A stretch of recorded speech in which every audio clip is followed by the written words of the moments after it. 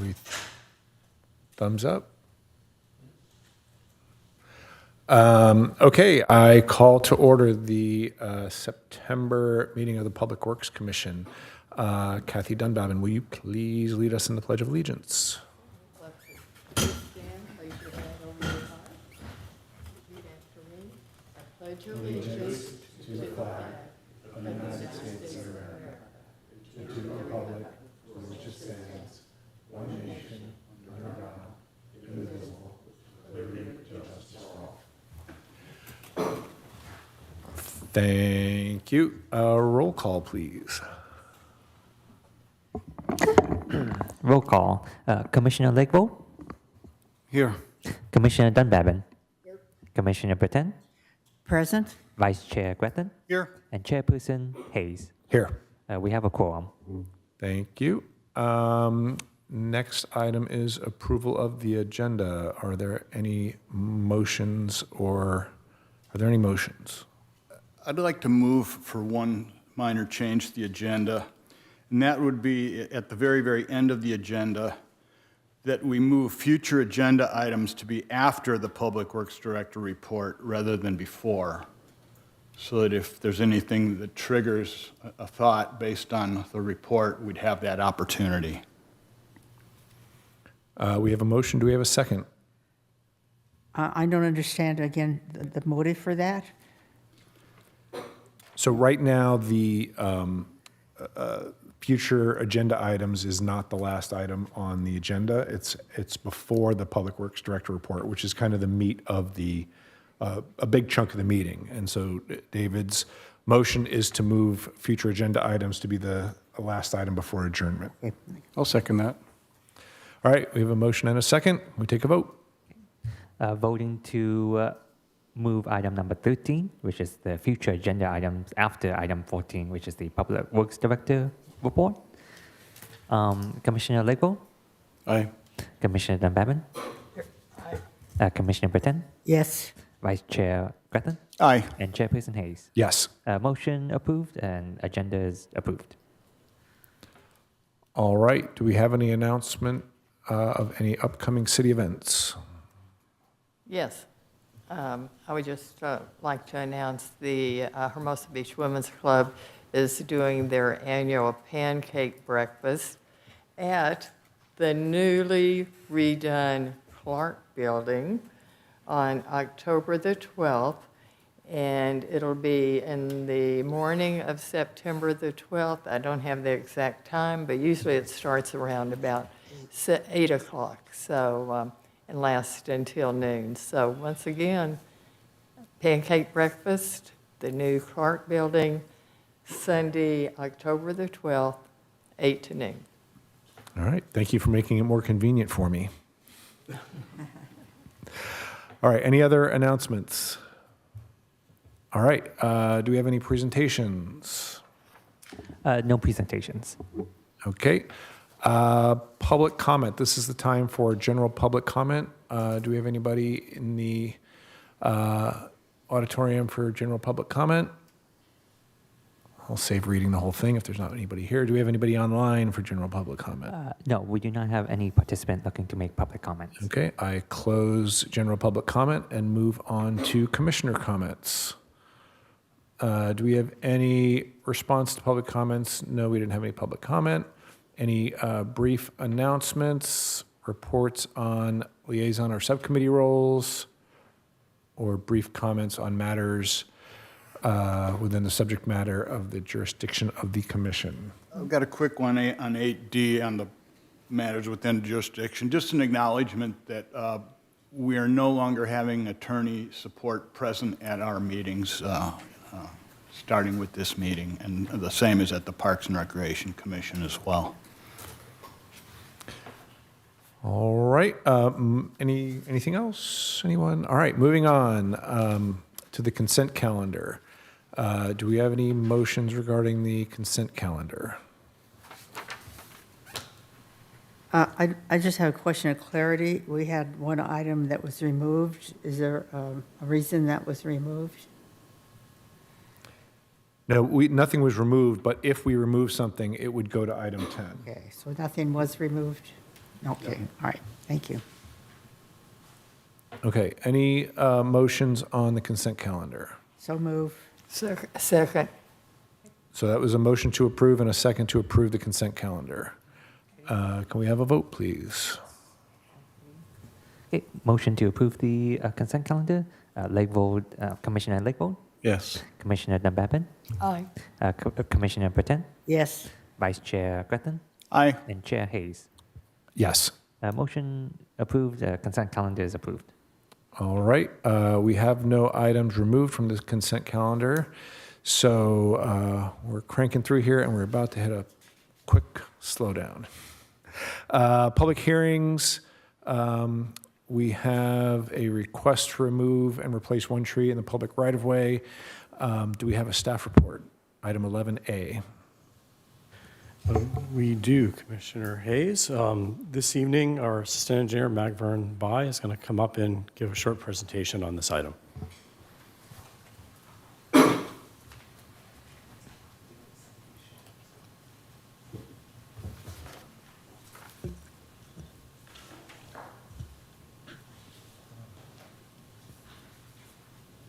Good evening, chairpersons and commissioners. I'm Magvern Bai. I'm one of the assistant engineers at the Public Works Department. Tonight I'll be presenting the request to remove and replace one tree in the public right-of-way fronting 1838 Valley Park Avenue. This is a request to remove a tree that exceeds 12 inches in diameter and as part of the residential development project at that property. The tree is shown here on the right side and is located in the parkway fronting the property. As part of their public improvement plan for the construction of a new single-family residence, the tree does exceed 12 inches in diameter, therefore it does require a public hearing, and staff has worked to issue notifications to all residents within 350-foot radius, and notices were also placed on the trees, which is standard practices for our extra notifications to the community. Here's a quick overview where the tree is located in On Valley Park. Again, the tree is located in front of the parkway fronting the property. Here are the existing conditions located at 1838 Valley Park Avenue. There is an existing 3.5-foot parkway, as well as an existing 3.5-foot sidewalk with an additional 1.5 foot from the sidewalk into the property line. Here are some photos of the existing condition of the trees. There is some evidence of uplift in the sidewalk, and the applicant has recently provided an arborist report that was posted as supplemental today that indicates some health concerns of the tree. As part of their proposed development, the subject property is required to construct a new driveway, sidewalk, curb and gutter as part of the standard new development improvements. The existing tree is in conflict with the location of the proposed two-car driveway. The existing driveway has a width of 9 feet, which is sufficient for a single-car garage, but as the new development is proposing a two-car garage, it can be extended to a maximum width of 16 feet, which would conflict with the existing tree. Per Hermosa Beach Municipal Code 12.36.06, removed trees will be replaced at a minimum of a 2-to-1 ratio with the tree from the city's approved parkway trees. The applicant is proposing to install 2 new king palms and will be planted in the proposed 4-foot wide parkway, and there will also be a new 4.5-foot wide sidewalk. Here's a photo of the proposed replacement trees of the king palm, which is on the approved tree list. And so staff recommendation is to approve the removal of the tree fronting the 1838 Valley Park Avenue and accept the installation of 2 replacement trees per the approved parkway tree list. This concludes my presentation, and I'll be happy to answer any questions that you may have. and the applicant is also in attendance, and they also have a presentation that they wish to share.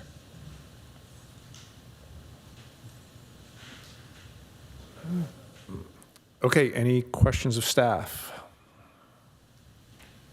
No. Yeah, I've got some questions. The first question, thank you. Well, the first question is the staff report says that the recommended action is to consider the removal of the trees. Yes. So that's the recommendation, right? Yes.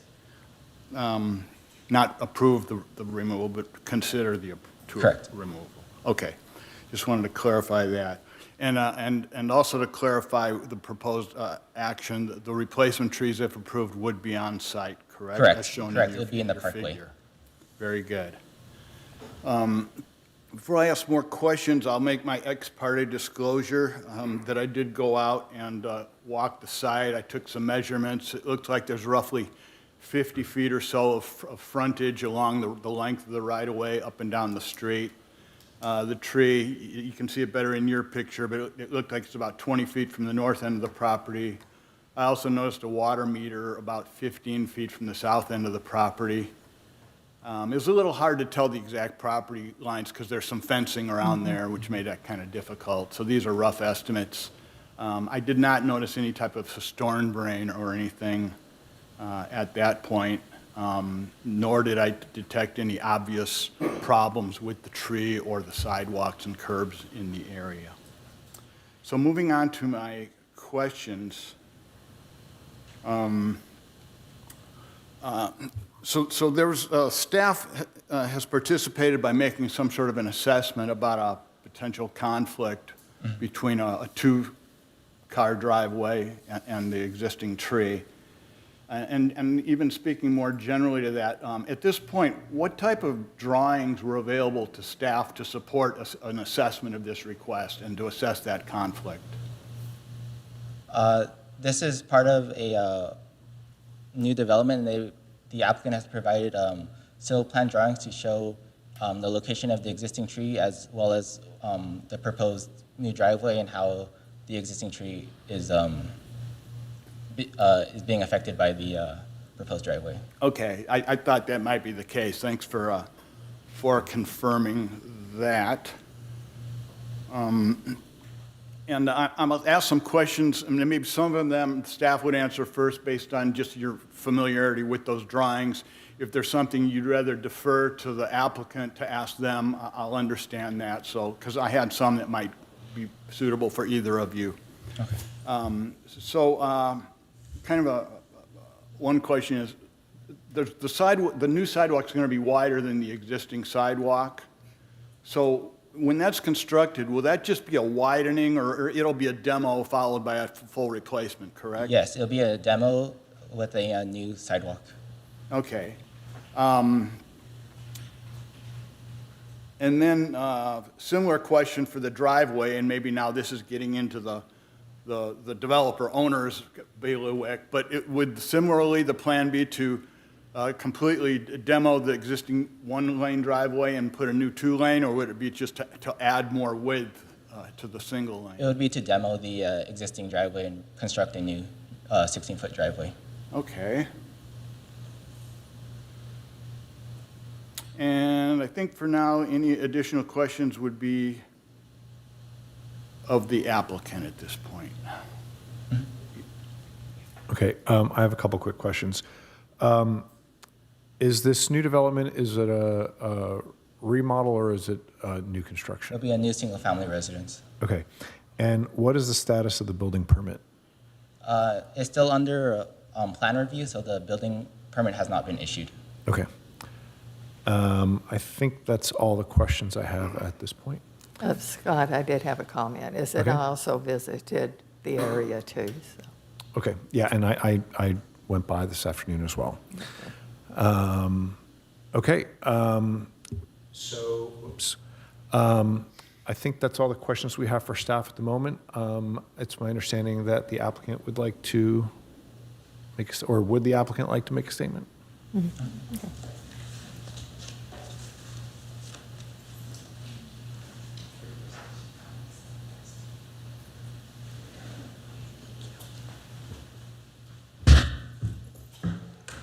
before you get started,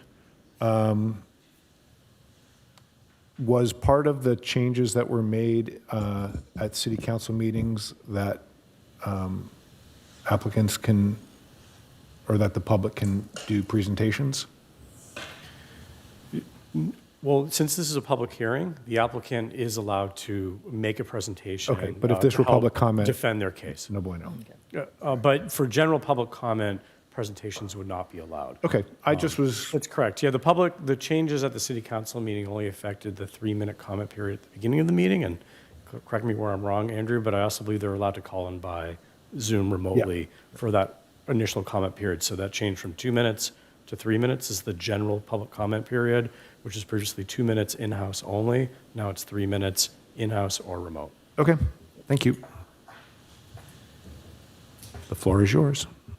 Good evening, Commissioner and Chair and fellow Commissioners. I'm Stacy Strauss from Soror and Associates. Is this on? Yeah. Yes, it's on. I have not had the pleasure to be in front of you. I appreciate the opportunity and your role in leadership of the city. I mostly present to Planning Commission and to City Council.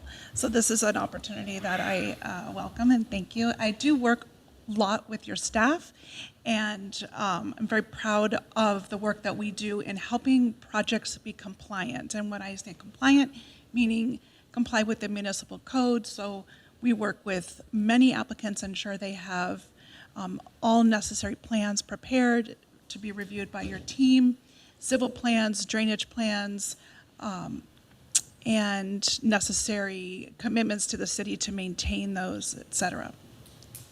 So we're proud of our work. I see myself as one who assists projects in being compliant. In that, though, we have a project at 1838 Valley Park. You visited the site and you see that there is a parkway tree belonging to the city in the right-of-way that initially we thought was a magnolia tree. And so in your staff report, you probably, and it does indicate that. We have since had an arborist visit the site. I don't know if you've had an opportunity to review the arborist report. The arborist did indicate that this is a ficus tree. If I can draw your attention to supplemental materials that were provided today, there's an arborist report indicating the health of the tree. So again, I'd like to point out that this is a ficus tree, an invasive ficus tree in the right-of-way. And we would like your support in removing that tree. The owner of the 1838 Valley Park is building a new house on that site. You probably did notice during the staff report that the existing driveway is for one car, and that was very common at that time in development. We now have significant needs to have a wider driveway for 2 cars adjacent to 2 internally parked cars. So that's a standard in the city, and that requirement is from planning. The tree significantly interferes with the enjoyment of the property because it prevents a standard driveway apron from being built. The street tree is dying, structurally compromised, and is a prohibited species in the right-of-way. So the city has a list of eligible plans, and on that list indicates ficus are never to be planted. We request that you approve removal of the tree and replacement with 2 new street trees.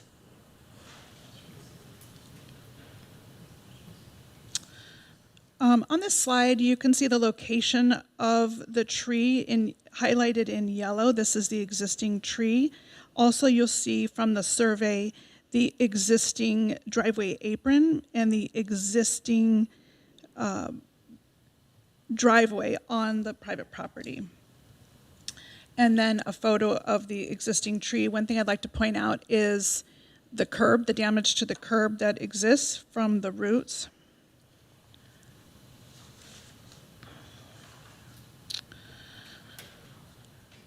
There's significant interference with enjoyment of the property. The construction of a standard driveway on the site requires either removal of the tree or fatal pruning of the root system.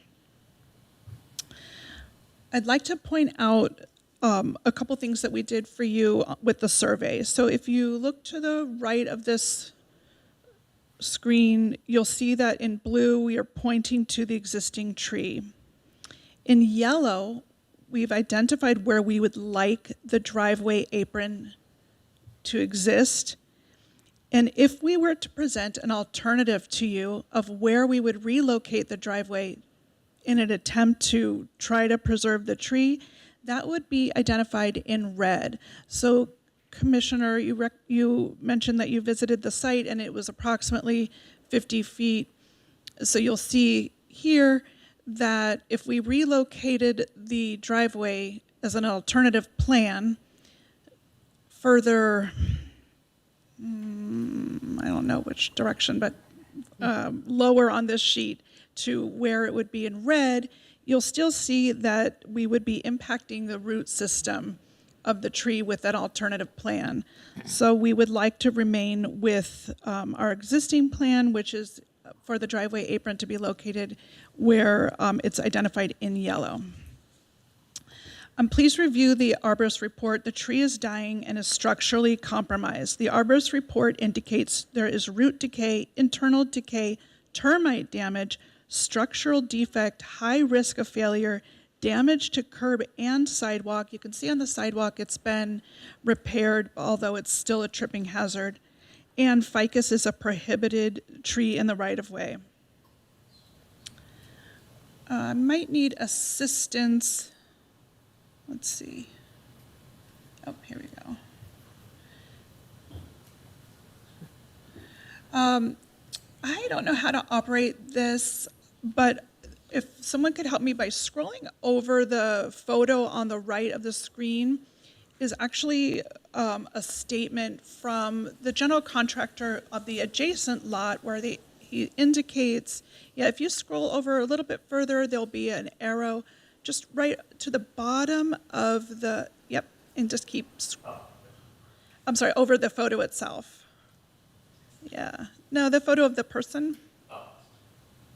And toward the bottom on the left side, Yep. There should be an arrow that'll pop up and it'll play a little video. It may not, and I can tell you what it says. It's a statement from the general contractor for 1850 Valley Park.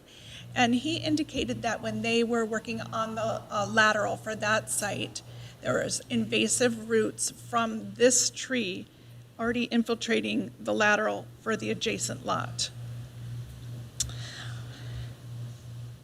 And then also, just if you can look at this photo, it's evidence of dead wood and presence of termite damage.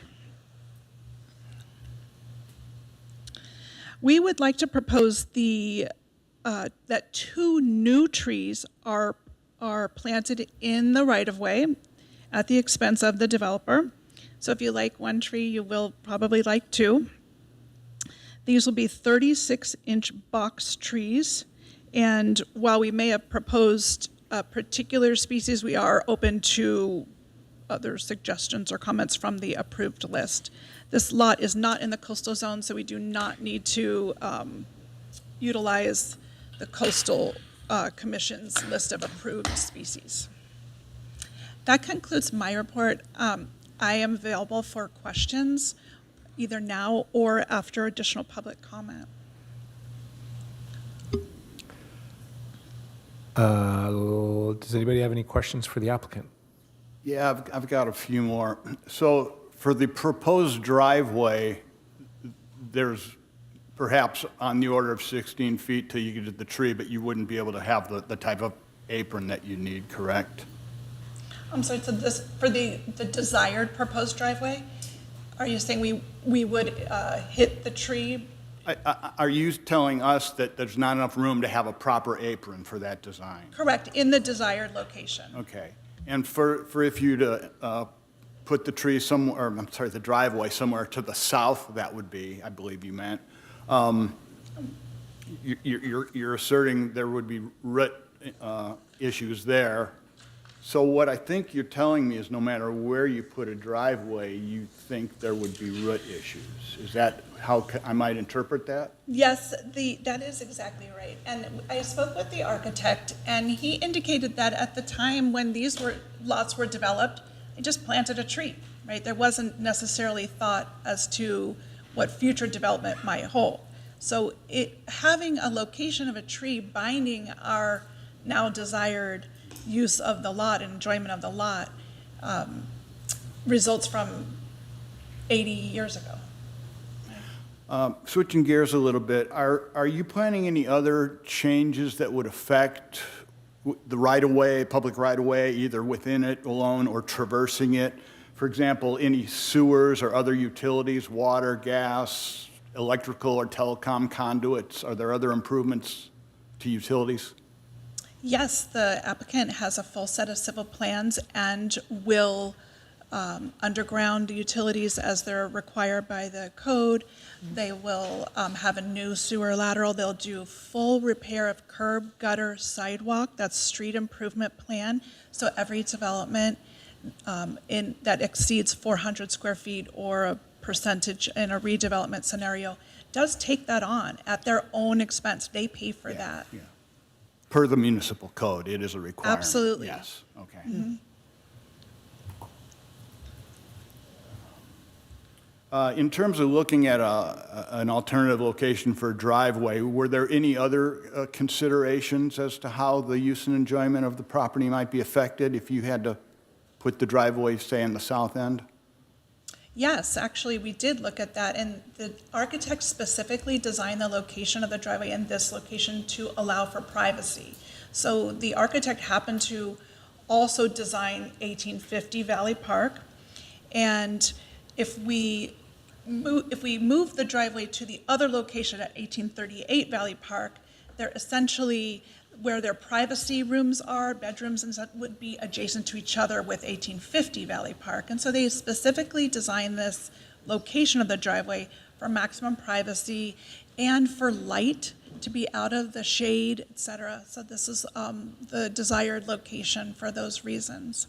Are you saying that by having the driveway at the north end, then the home would be situated then more furtherly south and thus further from the adjacent property to the north? It's not as much the location, it's that they have to flip the entire inside of the house.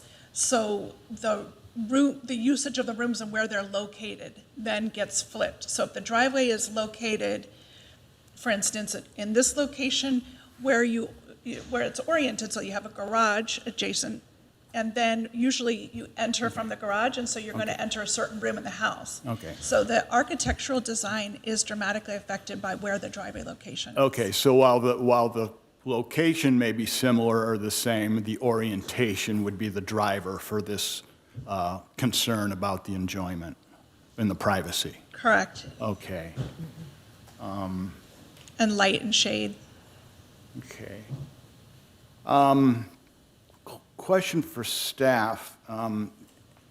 Has staff reviewed this report that we're hearing about, this arborist report we're hearing about? Thank you, Commissioner Gathan. So the report was provided to us early this afternoon. We posted it as a supplemental around 1:45. We did review it upon receipt and did try to post it as quickly as we could so it would be available to the general public and yourselves. It does indicate in there that there were some health concerns. They do verify that it's a ficus. Staff agrees with that assessment, and it does show that there are some health concerns. It doesn't recommend immediate removal, but it alludes to the fact that the tree sounds like it's in the process of dying. So we didn't have a chance to have our own city arborist on call to assess, to review this? No, we typically ask the applicant to perform that assessment, and under certain circumstances where we have concerns about the assessment, the city retains the right to have our own arborist get a second opinion on that evaluation, but we did not retain an arborist to look at this tree. Okay, and was that as a matter of the timing involved, or because in your judgment you felt you could make an adequate assessment without assistance of an additional arborist?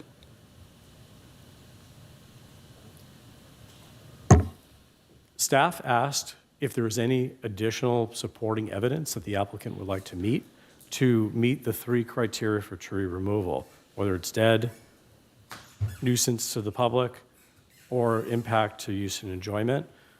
Staff has provided the facts that were provided to us at that time that the report was published. Okay, fair enough. So I don't recall getting that, that report.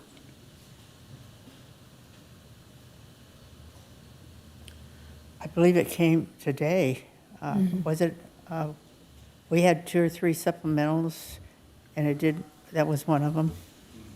Yes, email was sent out to the commission around this earlier afternoon, around 1:45, with supplementals for this item, along with the second item, another item for the valley trees as well.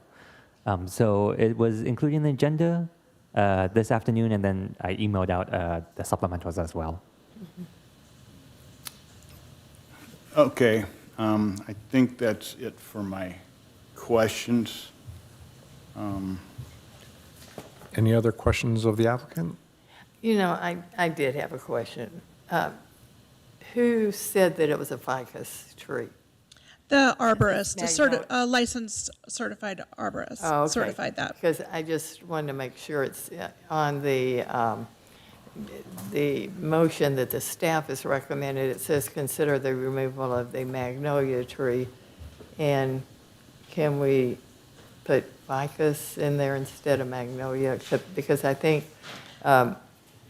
there's probably not a person in Los Angeles who doesn't know what ficus trees do to sidewalks, curbs, and they've basically removed many of them in the LA County area.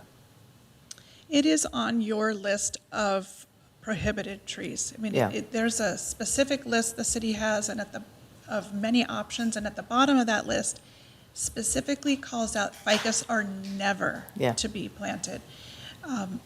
So I will take responsibility for magnolia tree being indicated because I'm not an arborist. It appeared to be a magnolia tree. I would take responsibility for that. When we had the arborist, a licensed arborist go out, she indicated it's a species of ficus. And Commissioner Babbitt, to your original question, or first question anyways, there were a couple in there, thank you, sorry. Should commission want to pass a motion, you definitely have the flexibility to modify that motion to fit the tree or just indicate the tree in question. Okay. Okay, I have a question. It's kind of for staff and/or the applicant. So you've proposed king palms. I had king palms at my previous house. They were in the middle of my yard. So the problem I'm about to talk about wasn't a problem. But when king palms kind of self-prune, and when the fronds fall, they're big. And my concern would be that they're going to fall and hit a car, hit somebody. I mean, when those trees get big, the fronds get really big. Is that a concern because, you know, this is on city property, is that a concern for the city? I'm also a palm tree owner, so I'm biased and won't respond to that. However, it's on their approved tree list, so they have the ability. A commission can also give further guidance if there are concerns about this location, about the species that was selected. I will add that the municipal code bears all maintenance and responsibility on the private property owner to maintain these trees. So to the extent that palm fronds are falling, it will be their responsibility to remove them or prune the tree proactively to eliminate that from happening. It is their responsibility. Okay. May I ask, if we have an approval to remove the tree and replace with 2, we would accept a condition that indicates that we'll work with the Director of Public Works to find a tree that is going to be enjoyed by the city as well. So if king palm is not the desired tree, we'll work to the satisfaction of the director. Okay. And then this is maybe not completely on point, but what else will go in the parkway? Well, right now, it will be demoed. There's actually brick in the parkway, which would cause a significant amount of runoff. So the parkway plan, I don't have it in front of me. I can ask staff if they have it, but it will be a combination of impervious surfaces to allow for drainage, appropriate drainage. Joe, what is allowed in the parkway and what is not allowed in the parkway? I'm asking because I know you don't have a good answer. So I don't know, Saad, do you want to jump in a little bit? Thank you for the question, Chairman. So we don't have definitive parkway guidelines. There are concerns that we have to have installations that are not trip hazards. So some of the examples of parkway installations that are acceptable, that have been acceptable, are straight concrete sidewalks. Turf, that's just flat. In certain cases, So did you just say you were allowed to just pour concrete in the parkway? yes, in some aspects of the parkway. I mean, it depends on how it's the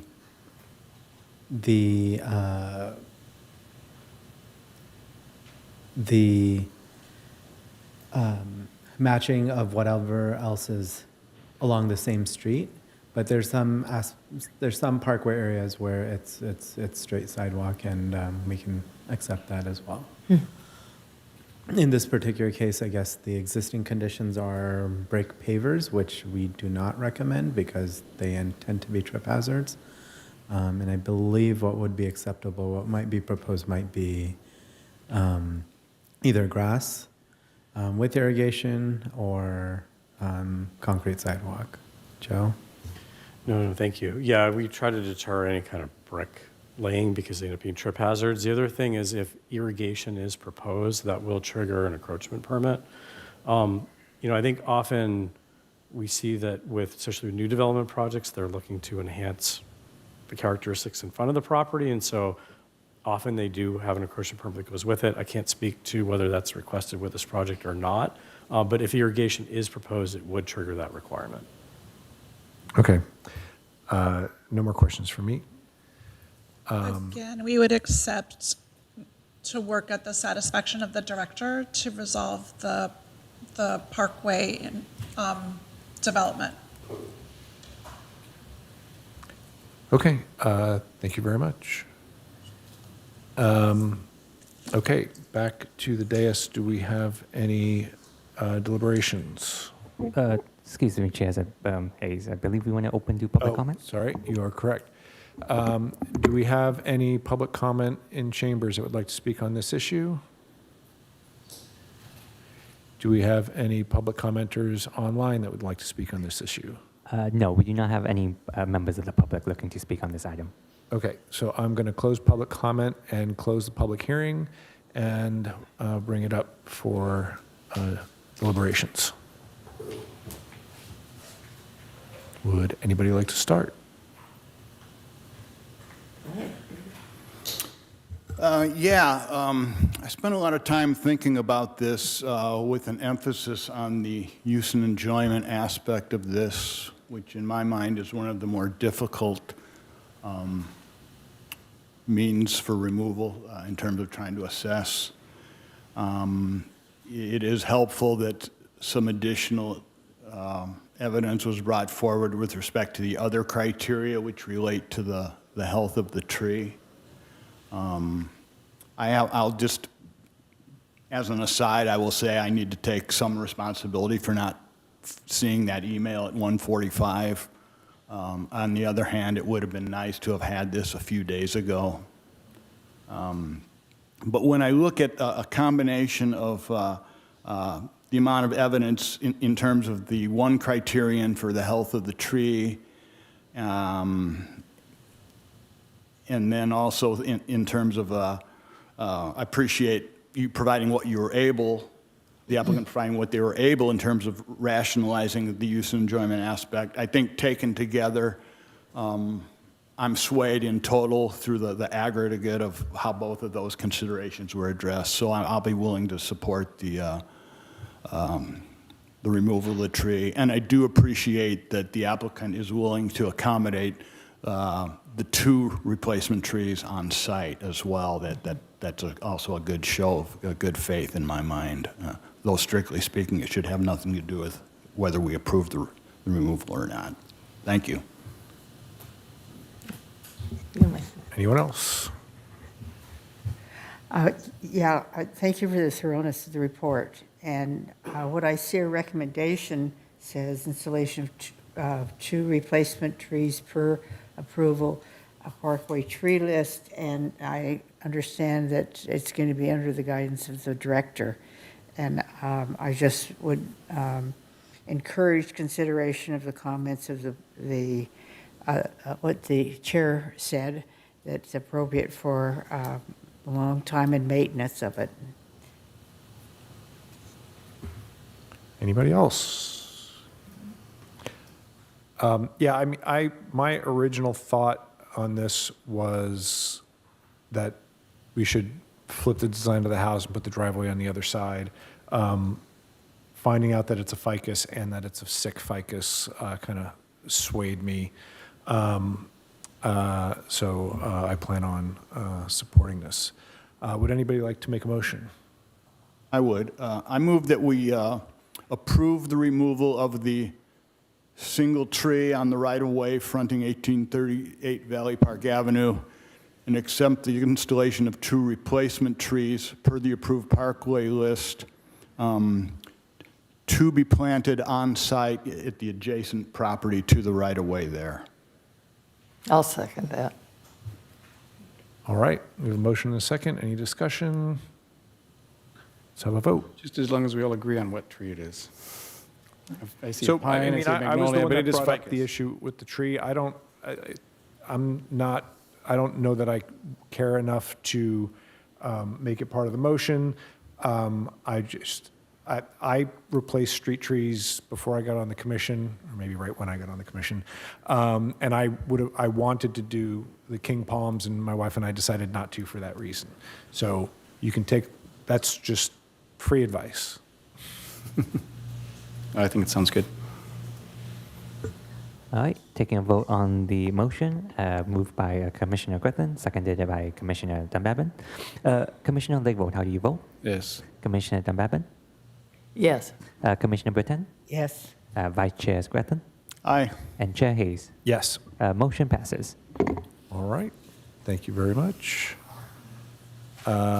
Moving on to matters for commission consideration. Next, we have consideration of a request to establish a memorandum of understanding with the Hermosa Beach Little League for Clark Field improvements. Do we have a staff report? Scott, if I may interrupt, my son is on the board of the Hermosa Beach Little League. He's not involved with financial or anything else, but I would feel uncomfortable being part of the vote on this because of how much he's involved with the board. So I would like to recuse myself. Okay. I believe you have to leave the room, right? Oh, and if I may say one other thing, is that the attorney mentioned that nothing financial was expected from the city, but the city will be doing staff time, which to me is a financial part too. So, Okay. thank you. Do we know how to get a hold of you when we're done? I'll be right out there. All right. Do we have a staff report? Yes, thank you, Chairperson Hayes, Commissioners. So tonight before you is a proposal from Hermosa Beach Little League to consider whether or not staff should proceed with entering into a memorandum of understanding or an MOU between the city and Hermosa Beach Little League to advance improvements to Clark Field. Hermosa Beach Little League has been in operation for many years in the city. They actively use Clark Field every year for Little League. There are a number of events.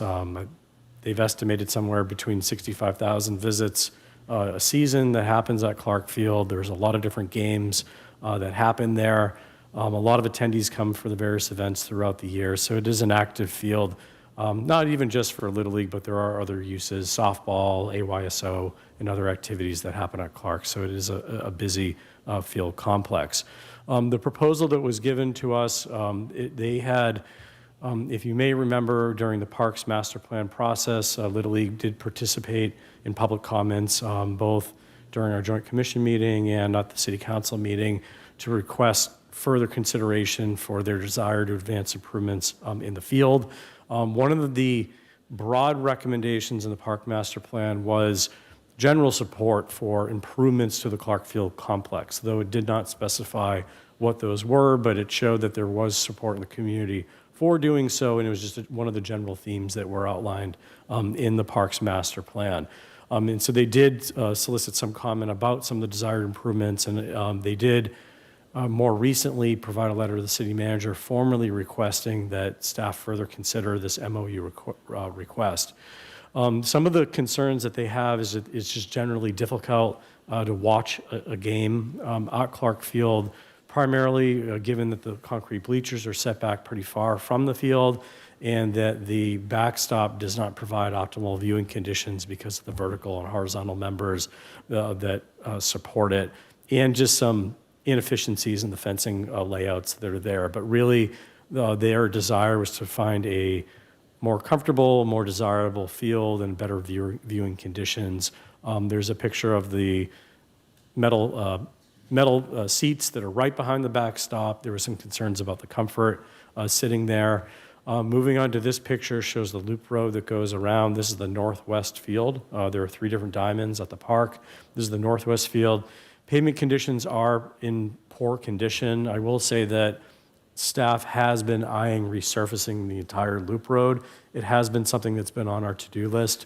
We've been patching it over the last couple of years to hold it together while we knock out other priority resurfacing efforts. One of the larger problems is that there's really no drainage infrastructure on the loop road, and so when it rains, it ponds, it doesn't really have anywhere to go.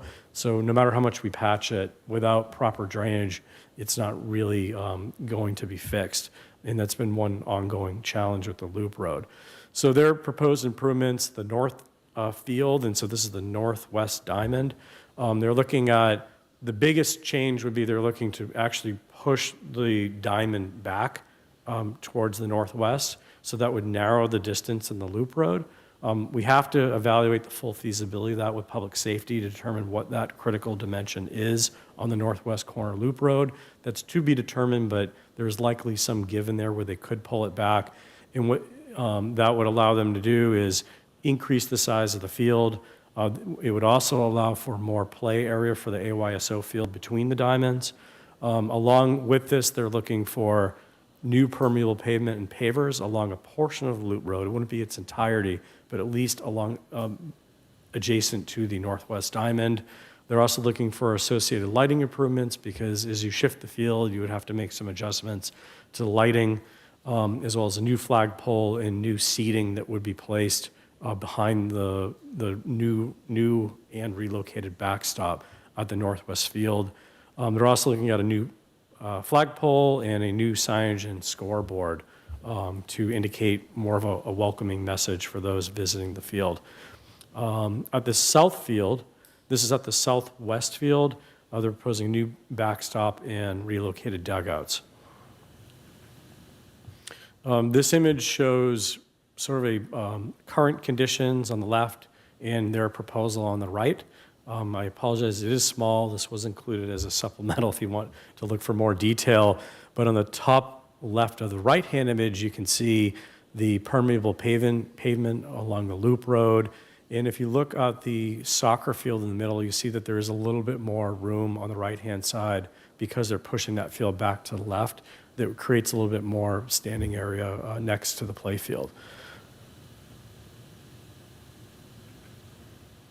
And here's a rendering that was provided from Little League of kind of a vision of what that loop road would look like with the pavers in some new enhanced, more comfortable seating that would be at the ground level behind the backstop. And then there's another one that shows the proposed backstop with a completely revised design for vertical support so that you have just a better, clearer view from bleachers, whether you're at the new ground level seating or whether you're sitting up at the concrete bleachers. So the really discussion tonight is this is a proposal. The way that it has come to the city is that this would be completely self-funded by Little League. They're proposing to pay for and retain the designer and pay for and retain a contractor to build this project. So where's the city come in with this? This is public right-of-way. So any work that would be done would have to be reviewed by city staff. This would be engineering staff that would have to review it.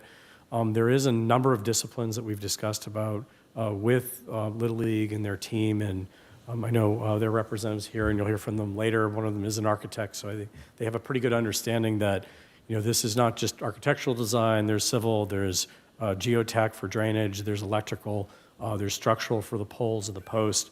This is a fairly complex design given the totality of all the elements that are included in there. And so the city would have a responsibility to review all these and ensure that they meet current standards, and that during construction, we'd have to oversee the construction, ensure that it's built per plan, that they're maintaining safety on site. So there would be continued involvement from Public Works should this go forward. This has gone to the Parks and Recreation Commission on September 2nd. They did vote unanimously in favor for this to proceed. What we have described is that we're going to bring this to both commissions to get input before bringing it to City Council for further consideration of whether it should go forward. So we are looking for commission input and level of support or any concerns that you might have before we negotiate an MOU. So at this point, we have not discussed the MOU, but what I will say is that there is some precedent with Little League. We actually have several MOUs with Little League. There's an annual one that covers their annual operation and use of the field during Little League season. And there have been subsequent MOUs. And in recent years, the most recent was the installation of the turf at the southeast diamond that was completed by them. Public Works oversaw the installation, but that was fully completed by Little League. And so this is along the same lines of that, but on a bigger scale.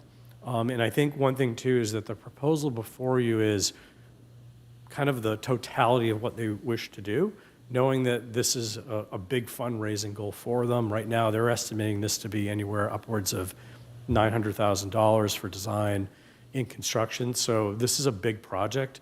And so what we are looking to do is get flexibility, should an MOU go forward, that they have the ability to build up to the full scope of the project, knowing that it might need to be phased based on the reality of their fundraising ability through the process.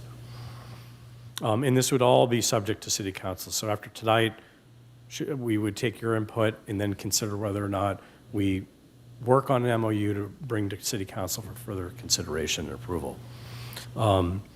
That concludes my presentation. I know the applicant is here. They're willing to answer any questions you might have, and so am I. Does anybody have any questions of staff on the staff report? Or do you want to just go to questions for the, or presentation for the, from the applicant? Okay. Or, no? No additional presentation tonight, but they are here and ready to answer questions about anything that I, Okay. or clarify anything that I missed or misspoke All about. right. Does anybody have They are any here. questions? Yes. I was asking, you said there'll be electrical and plumbing and other items like that. Is there, the city have any direction or oversight as to who they use for those jobs, how they outsource those jobs? So it would be completely up to the applicant to pull together the qualified design team. Should this go forward, we would outline the responsibilities in that MOU, which would indicate that they would be responsible for the complete design, subject to city approvals, and so on. We would likely give them much more detailed design criteria that we would have to have, but this has to be a fully constructible project, which will require those disciplines at a minimum, and I think they do understand that, but it's their ability to bring it in. Because this is self-funded and money is not coming to the city, they would not have to go through public bidding requirements. However, in construction, they would be subject to prevailing wages. That's my question, because it's on city property, right? I'm just curious, the memorandum of understanding in and of itself, is that simply for responsibility, liability, primarily? I mean, why do we need that? So we would need some type of agreement between the city and Little League to spell out the terms and conditions of the agreement. It's a public, it will remain a public field, and they currently have a usage agreement that allows them to do, use the field certain months of the year, and there's conditions that go with it. And so, but this is a project-driven MOU, so it would spell out what's the scope of work, what are their responsibilities, what are city responsibilities for design, review, and approval. If there's any maintenance terms, those would need to be considered. So what's the longevity of this? Should the, is there a warranty period? Are they going to own these improvements for a certain number of years? And those are things that would need to be worked out. And how would the financing work on this? As I indicated, this would be fully financed by them, but we have to work out all those terms and conditions. Right, yeah, okay. It seems to me that it's often easy to find funding for the build, but not always for the maintenance or the follow-up. So that's an interesting aspect that we could hear a little bit more about. And then the objective for tonight, then, it says that it's to perhaps advance the MOU, which means we'd start seriously working together to develop that MOU, and then at some point it would go to council, perhaps here or in Parks and Rec beforehand. That would all be determined. So this is just to get the ball rolling. It's not any commitment to go through with a project at this stage, correct? I think that's correct. I think we're looking for a commission to give general input on the overall proposal.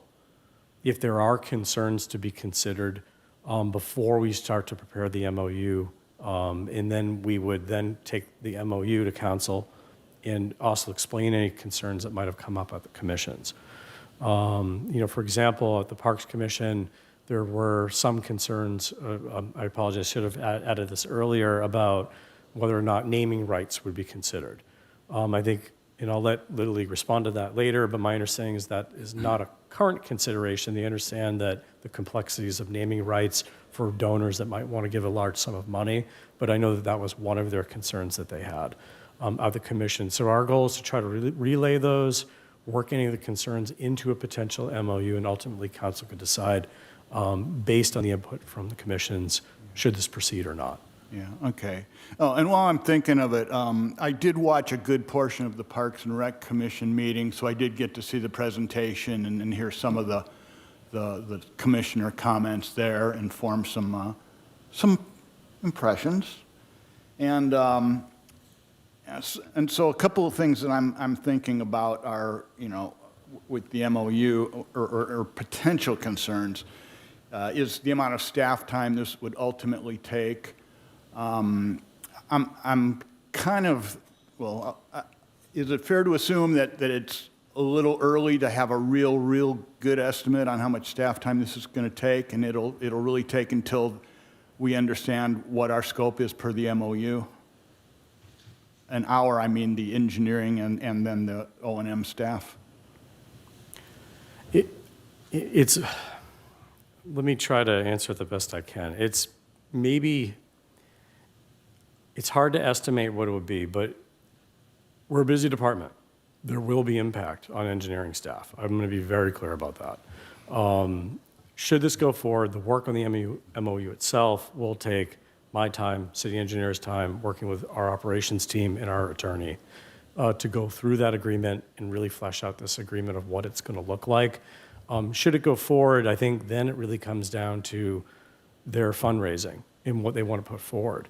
If they do a much smaller project and realize that the fundraising is smaller and they want to advance the first phase, the design of that might be less substantial. For example, when we did the turf home plate installation, that was minimal engineering review. But if they are going to move forward with the full project in its totality, there are a lot of disciplines in there. I think that in speaking with Little League, we've tried to find a way to minimize staff time. They have not proposed improvements to buildings, which would be much more complicated or complex in the review and require other departments to get into it. But there is a number of disciplines, so there is a fair amount of review. It would be myself, our city engineer, likely a senior engineer would be involved or associate engineer. Our operations team would be also involved in that review. So there is staff impact. Yeah.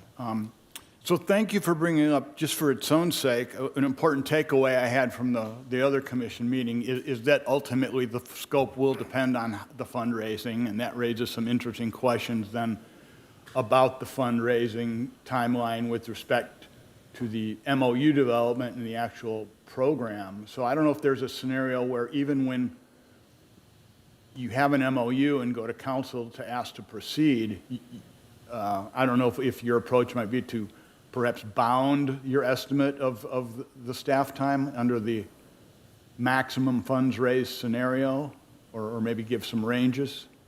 I think we could absolutely do that, and I think that's great feedback that I'd like to, this is one reason why we're here. I want to get commission's feedback on things that we should consider to help flesh this out a little bit more, and I think we could absolutely try to develop some staff times so that could be considered. Right, right. Do you think it would be reasonable, or you would envision trying to do some hours estimates at some point in time to help manage expectations for council on how the rest of the CIP program could be potentially impacted? Right. I mean, it's gonna, I think we could come up with broad ranges of what staff impact would be and talk about probably the number of personnel that we involved. I think what the challenge is going to be is, should this go to council, be approved? I mean, there's work to be done on MOU, so I can't predict what month this would go to city council, but say early, end of the calendar year, early the next calendar year, because there's work to be done on fleshing out the agreement before it could go. This design process alone, I think, is going to take 12 months to get through a review process with all the work that needs to be done. So it's not going to happen all in 1 month. There are review periods. There'll probably be multiple submissions. There'll be times where they're doing work and then submitting it to us. So at this point, it's hard to figure out that schedule. It could be something that we work out more with Little League to try to set the expectations of what that schedule would be. Right. Okay. And I appreciate that you did lay out identifying, the sort of the main categories of support from Public Works for something like this, and it in some ways goes with the various phases of the project. So you talked about design. I think there's that procurement part, which I'm going to come back to in a minute. There's talk about compliance, so there's a minimum amount of oversight to at least assure compliance, and some amount of construction oversight, I think, was also mentioned here. And I'm trying to think about how this might work realistically. It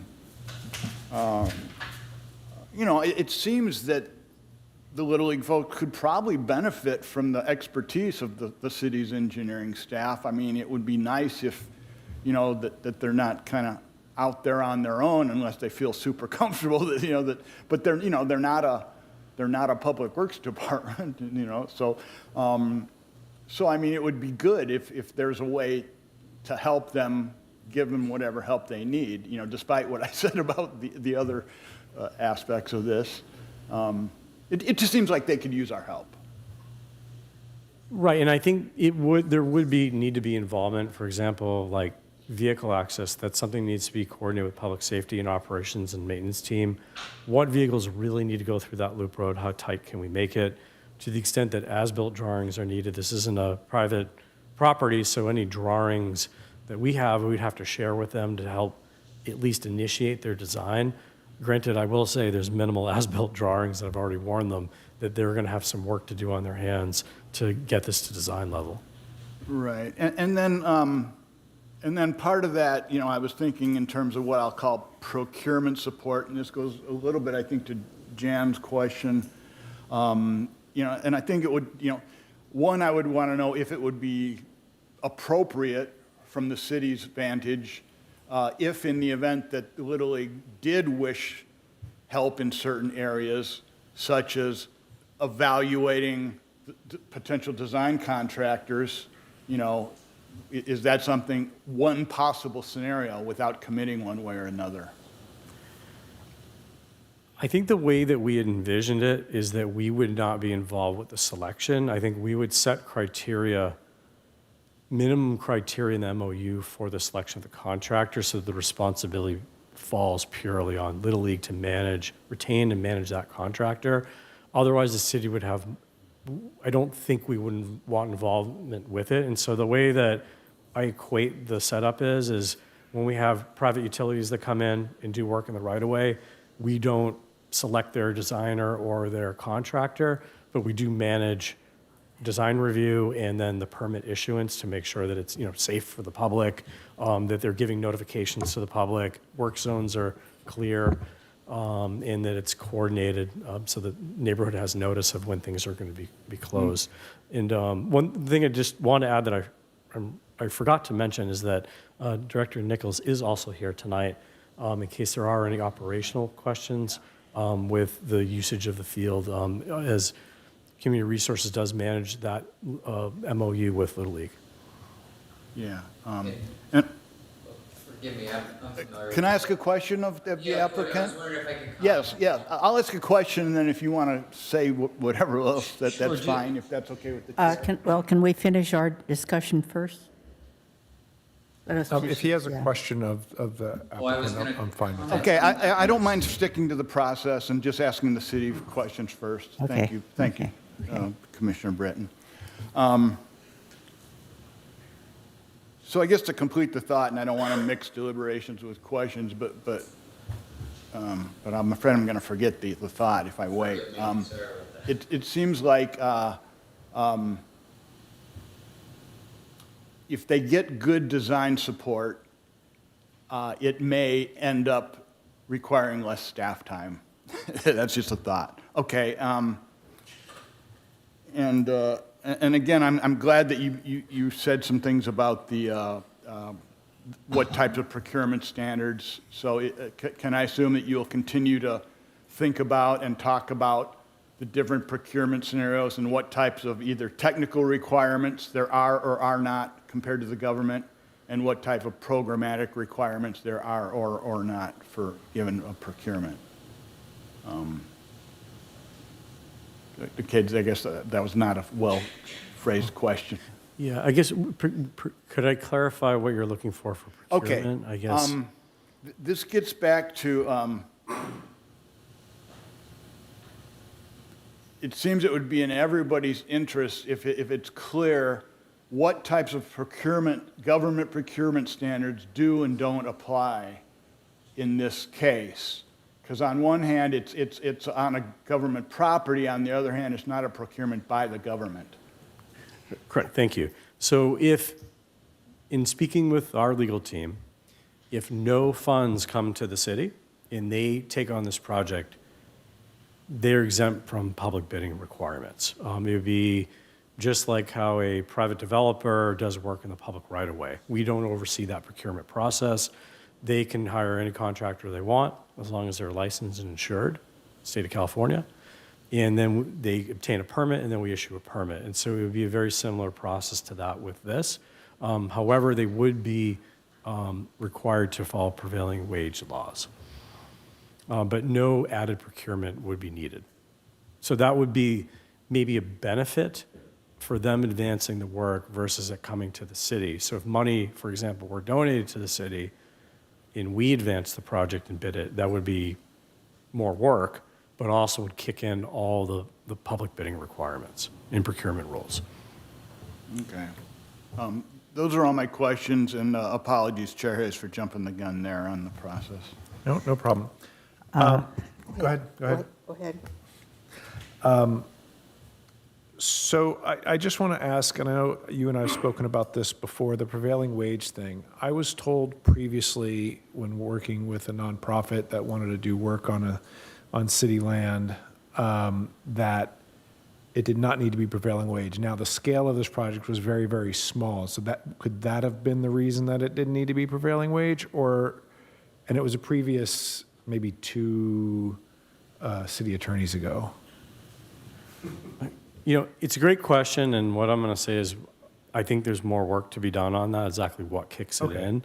And because what we haven't really fleshed out is whether we would have to report this to the DIR and do certified payroll and things like that. So, or are they just required and mandated on their own to meet those requirements? So I think there's definitely more things to work out for that we would flesh out in the MOU. Okay, and so you said there's no requirement for public bidding.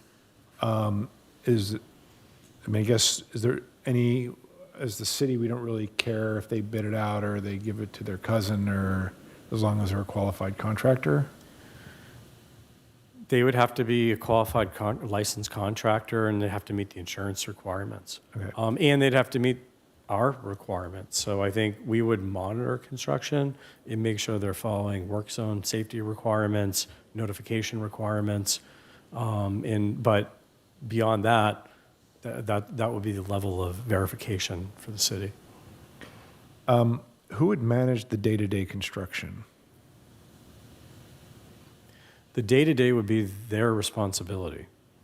City would have inspection, so just like private development comes in, does right-of-way improvements, or Southern California Edison comes in and does work in the roadway, they generally manage their own construction, but with oversight from the city. And in this case, we would have to inspect and make sure that work is per plan.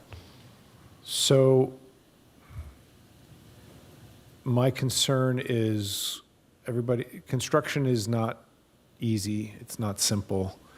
I know I work for a general contractor for a living, and managing a renovation at my house, the whole time all I could think about is how do people who don't know what they're doing get through this process? And so does Little League have somebody, I know they said there was an architect, but is there somebody who knows the construction side to manage the process? That's a question that I will definitely defer to the HBLL team. Okay. So I guess now is as good a time as any to ask questions of. I have a question. Okay. Yes. Staff. Well, I guess do we have to do staff questions first and then questions of the applicant? Is that what we're supposed to be doing? Yeah, if we Okay, can yes. ask staff So I question will, first. I'll come back to that then.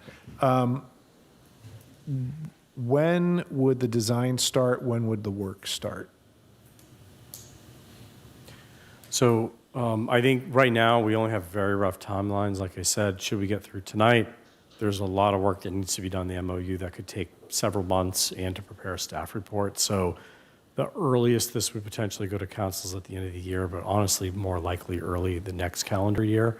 Once that's done, it's really going to depend on Little League fundraising efforts to bring in enough money to start the design. Of course, if they have some money, they can get the design done for a portion of the overall cost, but that's really going to be on them. But I just expect with the complexity of a project like this that it could take 9 to 12 months for design development and review. Okay.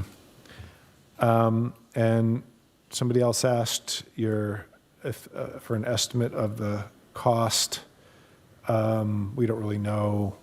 I'm not going to get a better number by me asking versus somebody else.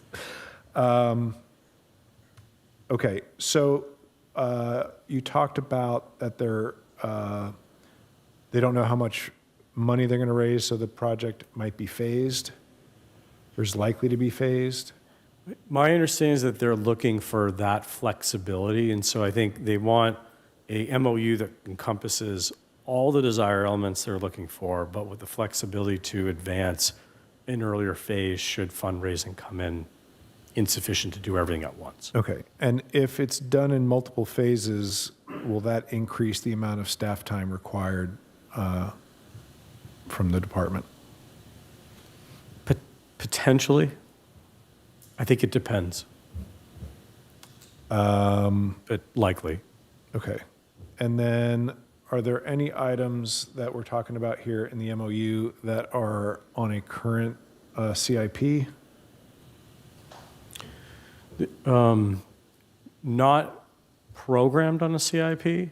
However, the loop road has been something that we've been considering doing. Okay. It does need to be paved in the near future. And I think what staff was looking to do is simply do a resurfacing, but even larger drainage improvements are something that we hadn't even considered how to tackle yet. And you mentioned that Little League is planning on paying for all of the costs associated with this work. Does that include reimbursing the city for staff time? That hasn't been discussed. Okay. Jan, you had a question? Yes, good questions. I've done quite a few MOUs with the city, especially the Park and Rec for different events, and then you did one with the leadership for the park and everything. And I think what we have to realize is the term MOU includes a lot of stuff. And my understanding is a lot of these questions are already built into the MOU.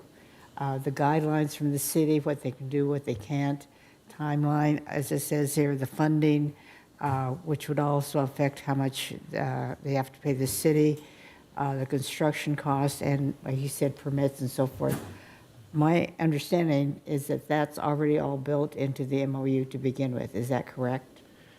Well, a lot of these things I think we intended to cover in it, but I think these comments are very helpful for us to develop that MOU. We haven't prepared it yet.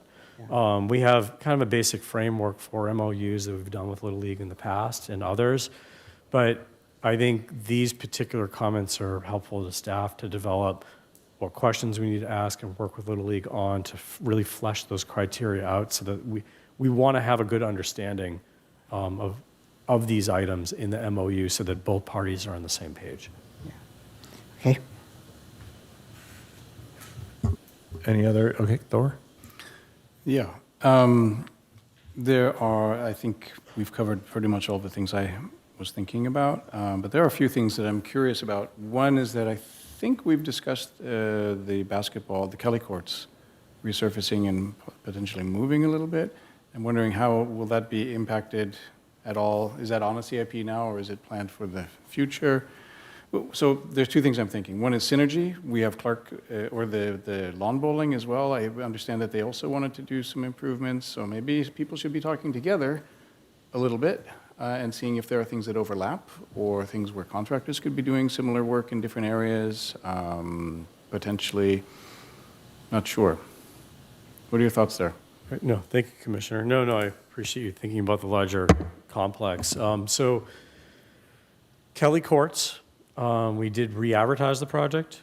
We are looking for potential contract award at the September 30 meeting. So more information to come. I know Saad will give some more information about that later tonight, but there'll be more at the City Council meeting potentially on the 30th.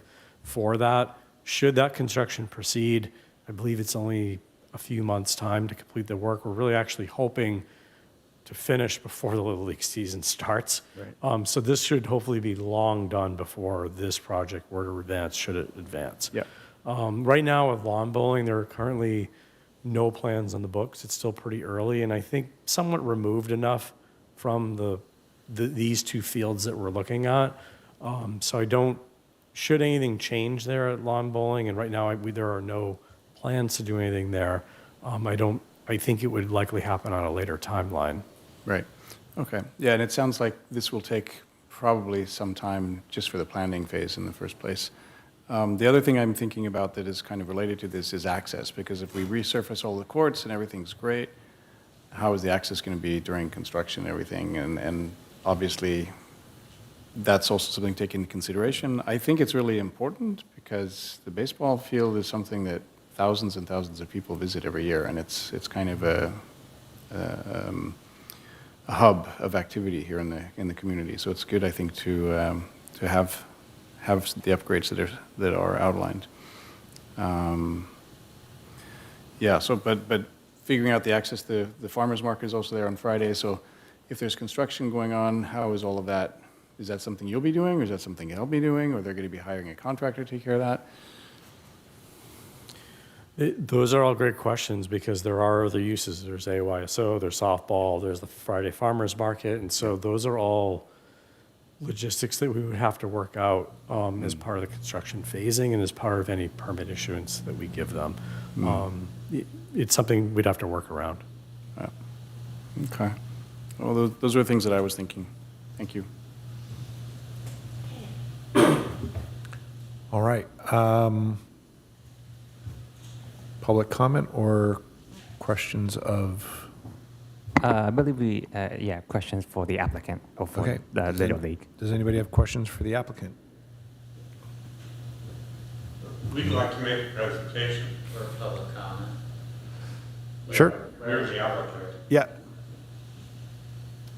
Come on up. Thank you so much for the consideration. Just to address a few of the comments and questions that were just surfaced.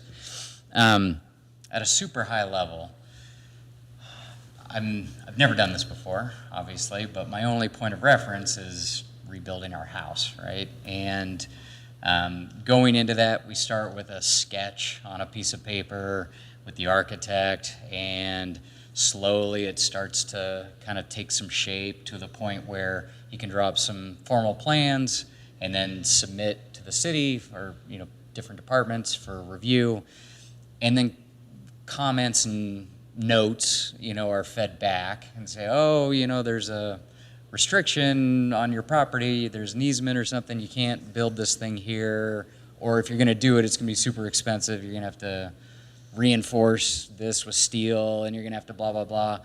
And so based on that feedback, we say, okay, let's forget about that element because it's going to be it's going to throw us over budget, and so let's take that out of the plan. And what else could we do? Okay, so we make revisions, right? And so really what the point of the MOU is to, again, have an agreement with the city, have approval and sign off that we have your commitment that this is going to get done in some way, shape, or form. It may not look exactly the same way that it's originally drawn to what actually gets built, but regardless, we've got this big long laundry list of our wish list. Wouldn't it be great if we could do this, and wouldn't it be great if we could do that? But again, a good example is one of the things on our initial wish list was rebuilding the snack stand, and having and speaking with Joe, he said, "Oh man, that kicks off coastal commission reviews, and that kicks off whatever." And I said, "Okay, forget all that. Take that. We're not going to touch the snack stand. Let's take that out of the project." And so I envision that to continue to happen over the course of this design process, like the official design process.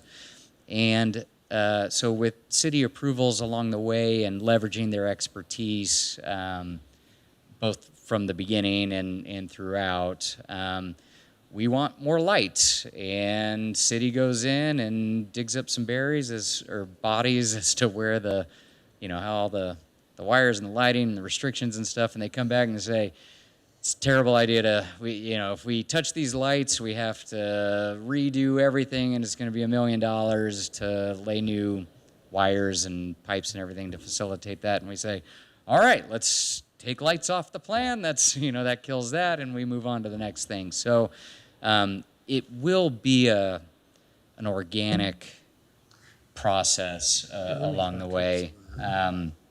So it's not just about fundraising. The fundraising process will definitely be it'll be extensive, and it's going to be a journey. But I'm really less concerned about the amount of money that I'm confident that we'll be able to raise whatever amount of money that we'll need to achieve our goal. But that's not the primary limiter. Resources, time. Headaches, expediting, getting this thing to phase one completion really is kind of going to be the North Star for this. The concept of rolling this out in multiple phases is definitely, sounds good, and we're on board with that. But as far as phase two and phase three, I'm more thinking of the following phases to almost be their own MOU. You know, like, hey, we cleared the first hurdle. We got to phase one. We have a new backstop, and we've been able to move the fencing in, and we've turfed the field, and we've repaved the road around the back, and we put in some installed comfortable seating along the fence, and we put in a new flagpole, with a big flag, and a new sign. There's some very easy relative to new lighting and whatever. There's some stuff that we can tackle in phase one that will just be a dramatic improvement over. It would be such a huge win over what is currently there, and then we will celebrate and we'll cut a ribbon and it'll be amazing. It'll be beautiful. But then, we're playing on it like, oh, man, those lights would be really nice. We would, gosh, how nice would it be if we could boost up the lighting around here? I kind of say, it was like, well, we learned that, through this process, that's probably another $500,000 that we got to raise, and it's going to kick off this other set of approvals. I kind of see that as a new MOU that we would then kind of bring for consideration and resources and all that for moving forward. I know Jim has a few comments. Leverage the as far as the construction goes, we talked about leveraging expertise, but we would source. The plan is to source a company that specializes in field, athletic field overhauls and updates to either lead or at least participate and consult in this design process on our side. We do have several members on the board and executive board who are local Hermosa builders that do major residential and commercial projects. So we do have resources that are available to help lead or help quarterback this journey from our side. Because I agree with you. I mean, without somebody that knows what they're doing, we're going to be going in circles a lot. So we do. That's very, very serious consideration. And then what else? Folding in potentially other projects that are adjacent to Clark or even on the Clark premises, like the basketball courts or lawn bowling. And at one point, a city representative that we were talking through with this said, I really want a dog run back there. And I said, nope, we're not touching the dog run. That's its own. The last thing that we want to do is get more cooks in the kitchen here that each have their own lightning rod of, issues and concerns from different constituents throughout the community. We just want to make the field a little better. We want to make it look better. We want to make it more comfortable to watch a game. Everything else outside of that, we want to just they can deal with it on their own, or we can potentially tackle it in phase 3, phase 4 MOU. And then farmers market and AYSO timing. As far as if the light poles stay where they are, and we're really moving the home plate back 13 feet.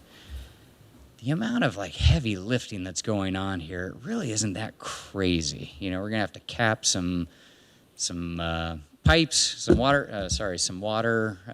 that's currently under the dirt field there. But again, you never know what's buried underneath the ground. But conceptually, the being able to complete the construction that could disrupt AYSO is very, very doable. As far as farmers market is concerned, I don't know, there'll be plans and there'll be timetables and all that kind of stuff that's definitely part of the jigsaw puzzle. I think that's everything that I had wrote down during your comments and questions. Jim. Okay. By the way, that was Mark Mambert, former president of Hermosa Beach Little League. I'm Jim Fasola. I'm on the board of Little League, and I'm also an architect. I do projects. That is my that's what I've done for 35 years. I've done work for cities.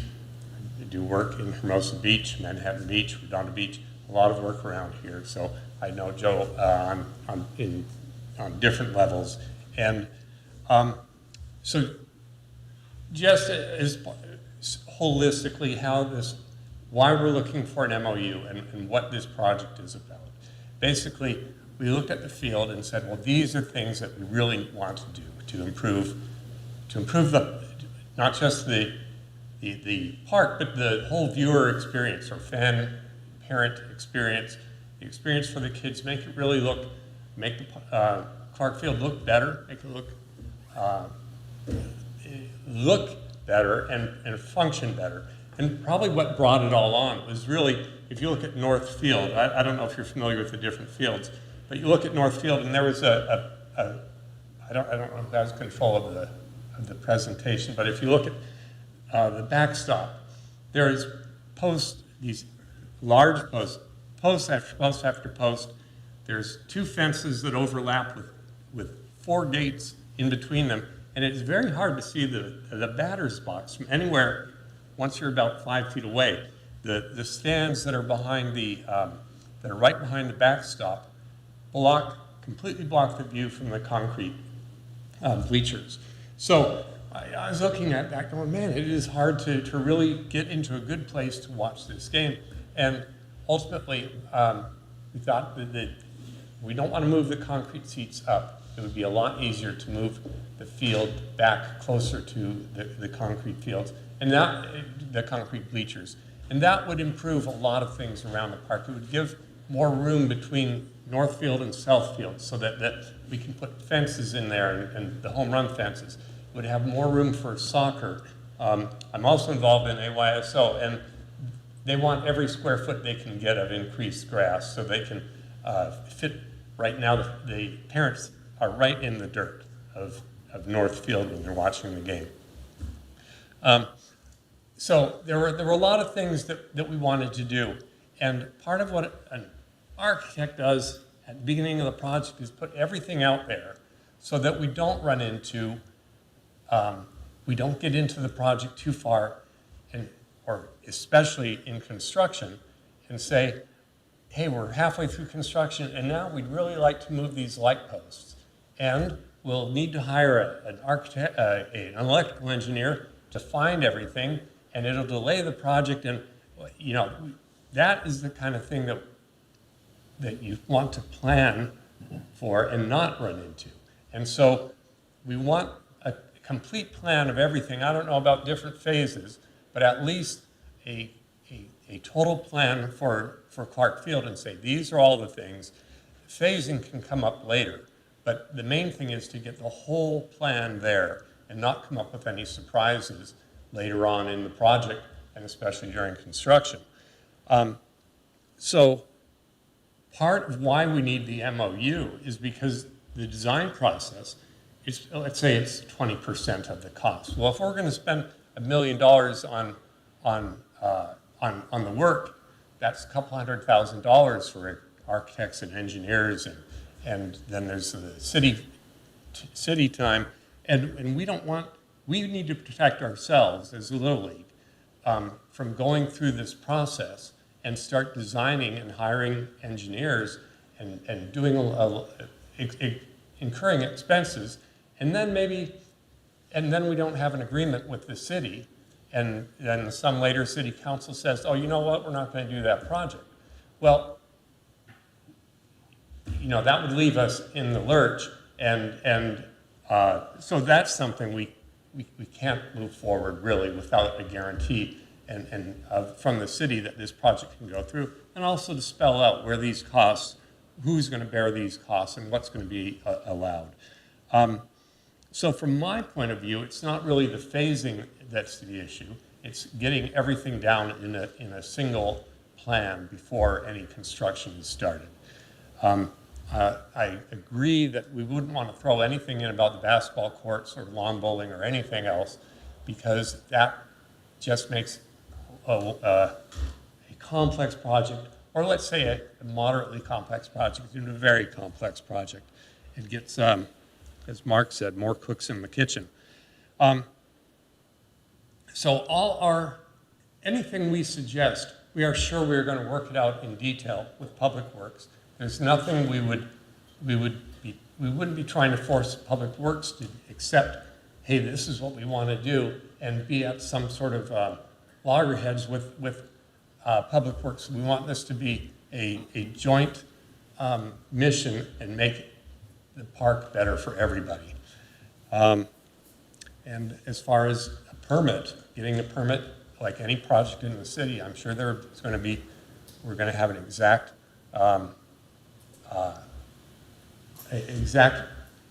methodology for getting the permit. We're going to know what permits we need to get.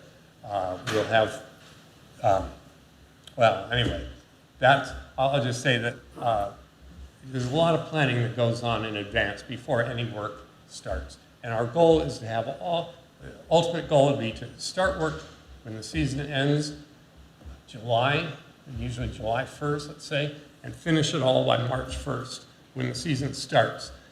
But we wouldn't, I don't think, I can't even imagine AYSO being affected because that area, the area that they use, is an area that we're not really touching, that we're not touching at all in this project. But anyway, I'm not sure if I'll be the architect in charge of this project. I'm capable of it, but we may go with a firm that does sports fields and public parks as the lead architect. But my plan is to be involved. But you don't want to have the whole project involved, resting on one person, on the assumption that one person, either Mark or myself or even Joe, or certainly or a commissioner. It's not that. It has to be something that can go beyond one person or a few people. All right, do we have any questions for the applicant? I was going to say, I want to go sometime after Chair Hayes asks his questions. So I'm going to ask the same question I asked before. So on a day-to-day basis, is it just the contractor out watching the construction? There's got to be, who's the liaison between Little League and the contractor? Well, you're going to have a general contractor in charge of the construction. And they're going to be working, let's say, off plans and also coordinating with Public Works, because Public Works will be, it's their park. It's not theirs, but it's the city's park. And so Little League is involved, paying for the contractor, but the actual coordination of what the contractor has to do is probably more a closer relationship with Public Works than it is with Little League. But when the contractor is out there and saying, hey, the plans show that the seats are going to fit like this, and I can only fit 4 rows, and there's supposed to be 5, who's going to be there, who's going to be there from Little League to deal with that question on that day? That we'll have to. I think that will depend a lot on when this kicks off. So our board of directors, it evolves, and by the time that we're ready to start swinging hammers and need project management, we'll have somebody commit at that point to represent us, the client. my concern is that you're going to be working in a public space and on a public facility, and if you don't have people, there's not, I'm assuming there's not going to be liquidated damages for, for getting the project done on time. I mean, it's going to affect yourself if you don't get things done, but, if things can spiral fast. I'm saying this from somebody who accidentally had to shut down a beach parking lot in Santa Monica for a weekend. And so, things happen. Yeah, for sure. And I kind of sort of knew what I was doing, and it still happened. So those are the things I'm concerned about. It definitely won't be me, because I don't know what I'm doing when it comes to construction. But we've got our bench is pretty deep, and with people that are experts in this field, and there'll be somebody on call and available for every gotcha that gets uncovered or something shows up late. And then my other concern is, if this were a city-run project and something happens, the contractor walks 2 blocks, comes and gets somebody from here, walks him back, and they look at it.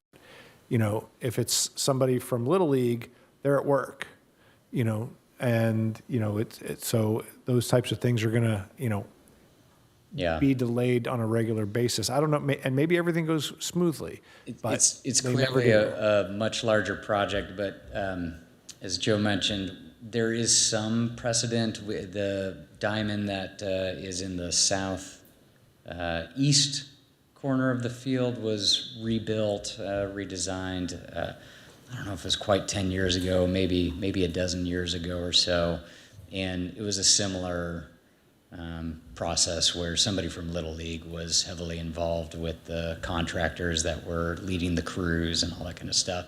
And then more recently, when we laid turf on the infield on that same diamond, the southeast diamond, we had one of our board members raise his hand and said, "I'm here to project manage this whole thing." And so he was.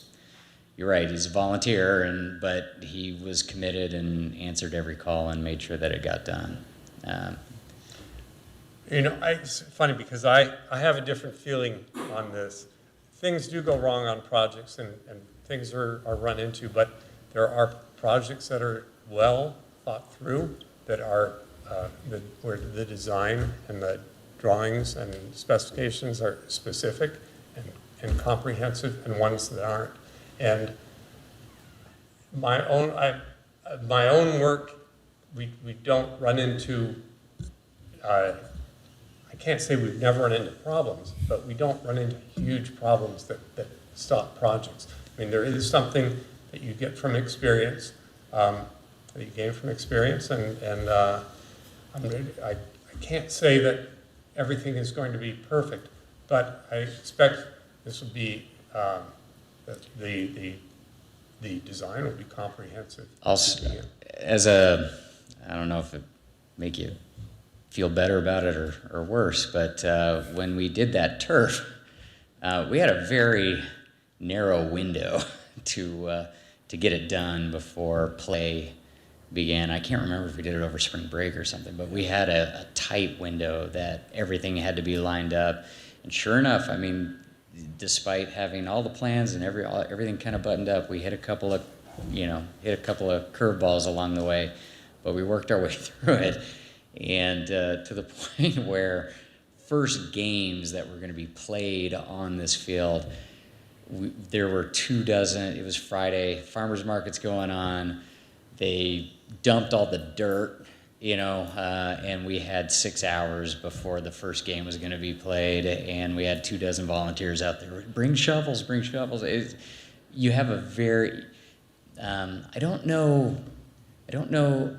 have a comparison to the level of commitment that you'll find among the Hermosa Beach Little League Board of Directors and families at large. You throw the bat signal up, we need help, the people come to chip in. So Joe, what exactly are we voting on something tonight? Are you just listening to our comments and taking those back? Right, but that doesn't tell us.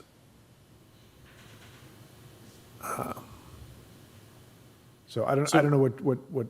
Yeah, I mean, I think commission has kind of broad ability to make a motion on this. I mean, I think that what we're asking is, hear the proposal. We're definitely looking for feedback, but then ultimately looking for a motion of whether this commission recommends that we advance to city council with an MOU.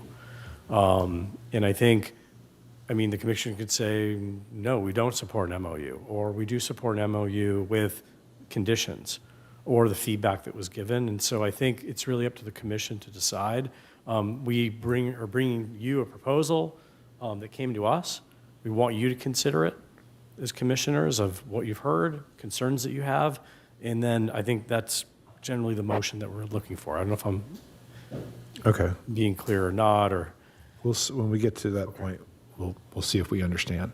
All right, David, you had some questions?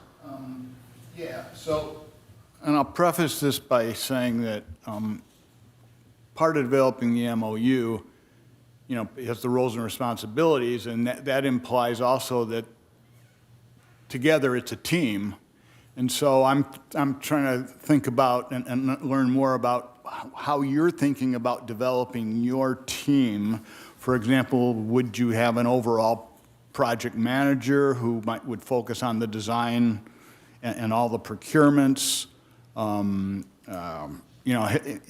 Have you thought about, I don't know if you have certain volunteers that have certain expertise that have already said, I can bring this to the table, I can bring that to the table. So I'm trying to understand kind of where you are and could you afford a project manager, for example? I'm trying to understand what your thoughts are in building your team. I think part of that will come through kicking off some official design. So I guess at a very high level, we have not identified a specific person among the board that will kind of standpoint. Take this. Sure, okay. Thanks. So as far as, there's going to be a project architect, and it would be either, at this point, it's likely to be either myself or Loverde Design, which is interested in doing the project. They do parks and they do sports fields. That's what they do. So those would be the two top contenders for this. As far as engineers and consultants, those aren't going to be volunteers. If you get an electrical, you have to be moving a light fixture or doing anything. Just there's going to be, I'm sure, a public works requirement to find where all the electrical wires are and what the voltages are and what the amperages are everywhere in that park. And so that's going to be a professional engineer. That's not going to be a volunteer from the board. And that's going to be, I don't know, $20,000, $50,000. It's going to be substantial expense. Finding the irrigation lines is going to take another type of engineer. Testing the soil for drainage, for permeability, all that takes different engineers, and those are going to be professionals. So this is not that much different. Let's say the restroom project, which we weren't involved in. That was a project that took several engineers and a project architect, and it was built. It had nothing to do with us, but it was built, and I think it was late, but that is how projects work. So would this lead architect be the person who determines what specialties need to be brought in and helps make sure that they're coordinated and that you pick who you want to do those jobs? That would be the normal person or entity. Okay, great. That gets at where I was at.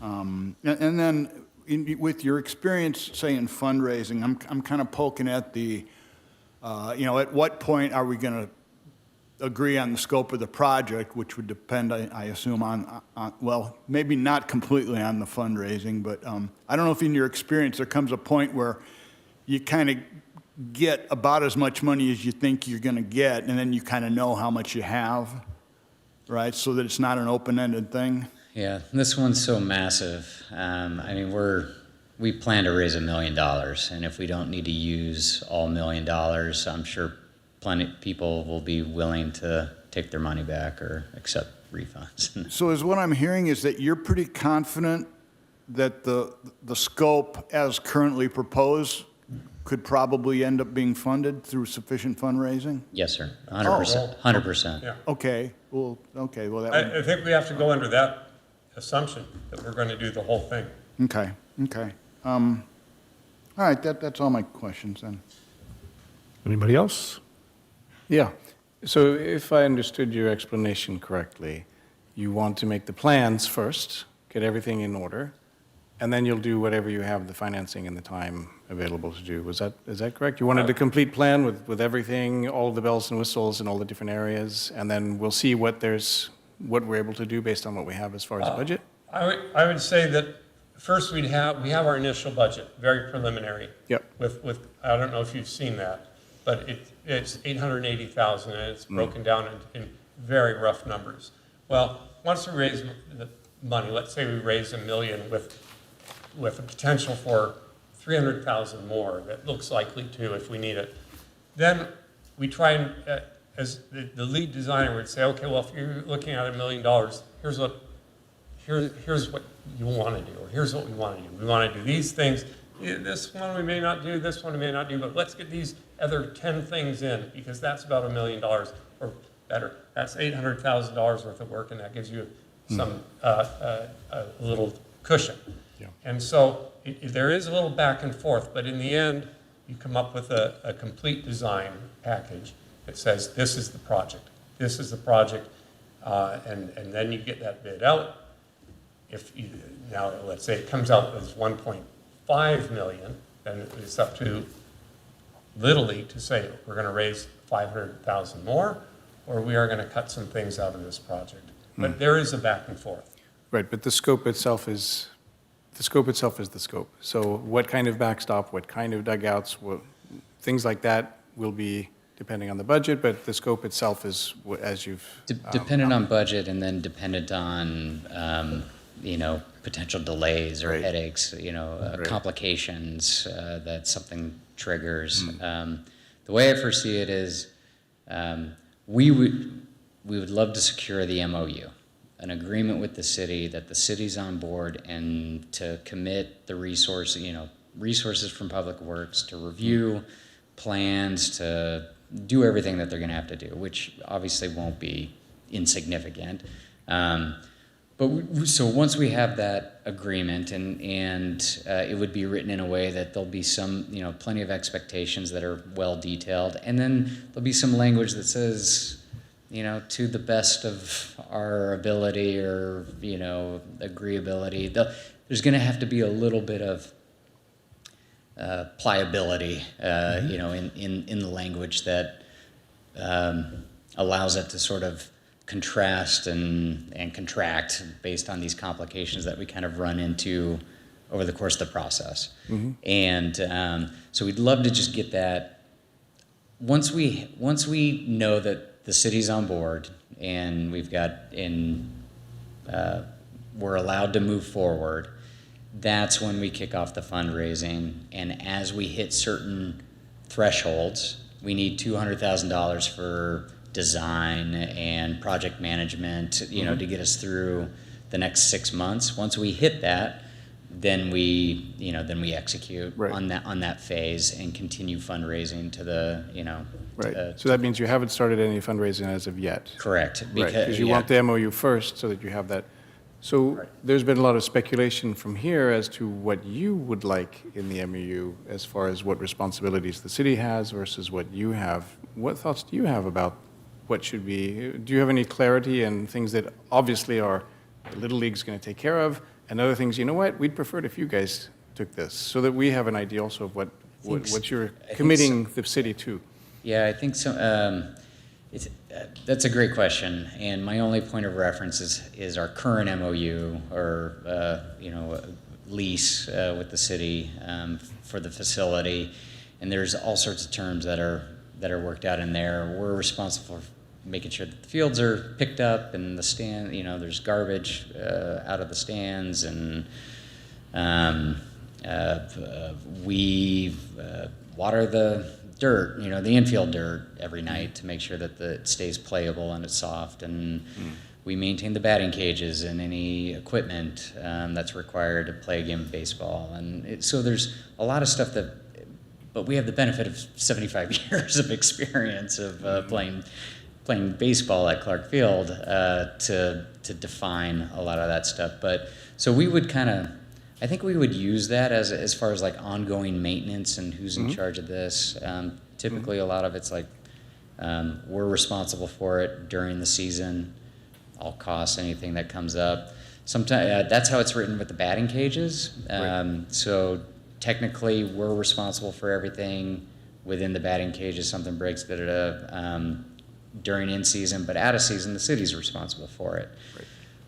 Well, in practice, typically what happens is come February, when it's time to start prepping for the season, we get into the batting cage, like, oh, the turf, there's a rip in it, and we need to replace that, or the pitching mound that's in there has been, I don't know, has been vandalized or something, or the L screens, the pitching screens have been trashed, and we need to replace that. So we just sort of assess what needs to be polished up, or So maintenance-wise, we could kind of use the existing agreement as a sort of template. I think And so. as far as the build goes, it sounds also from what Commissioner Hayes and the others have asked, kind of like you're essentially kind of an independent contractor, but operating on city property. So you need the permission to actually do the work on city property, but you'll be managing the build, and you'll be managing the actual work and everything. And of course, coordinating and having the plans approved and all of that.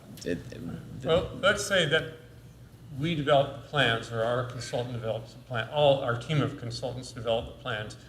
They're going to go through Public Works, and they'll have to be approved. And I assume they would weigh in on the choice of contractor too. The contractor would have to meet city standards and insurance and qualifications.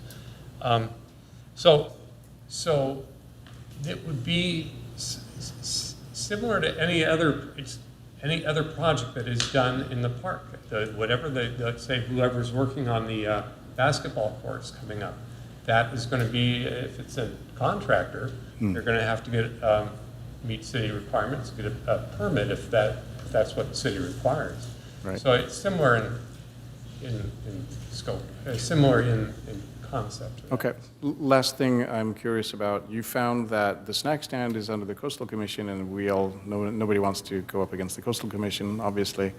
Have you vetted the other areas as far as permitting or other potential stakeholders who might want to have a say in things, as far as the backdrop or the bleachers or the chairs or any of that other thing? Well, that is going to come up. The reason, there are things the Coastal Commission is in charge of, and if we wanted to do something like, let's say, paint the snack stand, that's not something that would come under the Commission's purveyance. So if we wanted a two-story snack stand or something like that, they might have comments on that. As far as what we're doing, that is a bridge we will cross. If we're intensifying the lighting or changing the parking, I don't see those as being realistic. But if we were doing something like that, and we get to the point where we go to the Coastal Commission, we go to the Coastal Commission. I've had several projects go through the Coastal Commission because I do a lot of work along the beach. And it's like any other approval, is just one more thing you have to get. Sort of like before us, the taking down the tree. It's just a tree, and yet there's a process to getting that tree removed. Yeah. And so I don't see that as being a significant issue with what we're suggesting right now.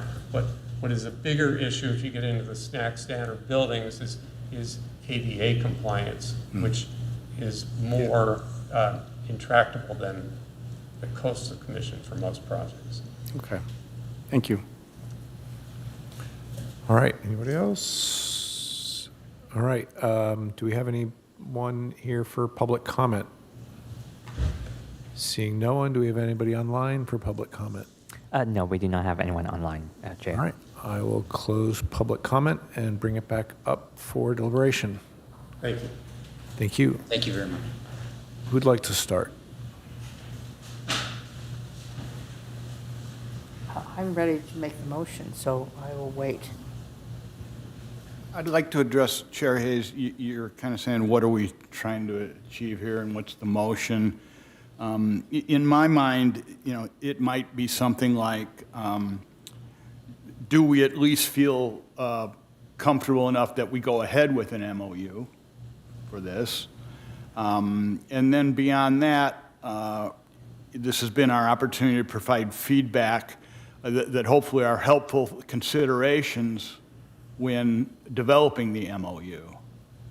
And then beyond that, if we have any other words or preferences or concerns, we could also reiterate those one more time before we move to go forward with the MOU. I think where I'm coming from is everything we discussed is good, but I feel that's already built into the MOU. And what I hear is that they work directly with the city through the Public Works Department, step by step. And as I said, the funding, design, and construction is all definitely your questions. They seem to answer appropriately that they will work in line with the city. So let me, I'm going to bring up something else. So, Joe, for the last 2 years, around budget time, you've preached back to basics. And we can't do anything other than roads and sewers and existing CIPs. So while I like the idea of somebody else coming in and spending their money to improve city facilities, my feeling on it is if we are going to do that, that decision should be made by council at the next budget meeting. I think that, and it sounds like the timing is such that by the time you get the MOU done, no one's really going to be able to, no one's going to have anything to do where the city would be expending money until, what's that, April budget session usually? April, May, June? I think this year it was late. So I think my point is, we shouldn't be changing this fiscal year's plan and your this year's staffing for this. But I don't know that we would need to. Am I making any sense? Yes, no, I understand and I agree. Staff has made that point. I mean, we have a pile of projects on our plate that we're trying to deliver. And this will take staff capacity to do it. To the extent that it's going to slow down the CIP, it's hard to describe. I mean, I think that in general, somewhere between 40 to 50% of engineering staff time is dedicated to the CIP. And then there are all these other projects that come in. I mean, I can't predict when we have utility projects that come in or private development projects, they just come in and we have to handle them because we can't say no to them. They have to happen. So this is in addition to that. And it gets mixed into the workload. I think, will there be an impact on projects? Yes. Staff How time much? is a I can't say. zero-sum game. You Right. have so much staff and they have so many hours in the day. So if they're doing something else, and I'm not saying they shouldn't be, I just think that we've decided what we're going to do in the 25-26 fiscal year. We should do that. And then in 26, now I'm not saying we can do the MOU in the meantime. I just would think that anything that would require a city review or a public works review shouldn't happen until and unless the council decides that that's what they want to do. Chair Hayes, wouldn't that just be like any other private development? I mean, someone wants to build something and they submit No, plans if it's a and- private development, it's primarily on private land, and it's not going to take Right. as much time of city staff. Okay. Well, the motion is to recommend this to city council, and then I think that's city council's decision. All we're doing is saying we agree with the project and move it forward to city council, and then it's their decision. My recommendation would be to move forward, or to suggest that we move forward with the MOU, but in such a way that it doesn't negatively impact the staffing for the 25, 26 fiscal year. I mean, and I'm not talking, obviously putting the MOU together is going to take a little bit of time, but, once you get into having to review plans, and have inspectors, and, there's going to be time, and time that you haven't budgeted for this year. And again,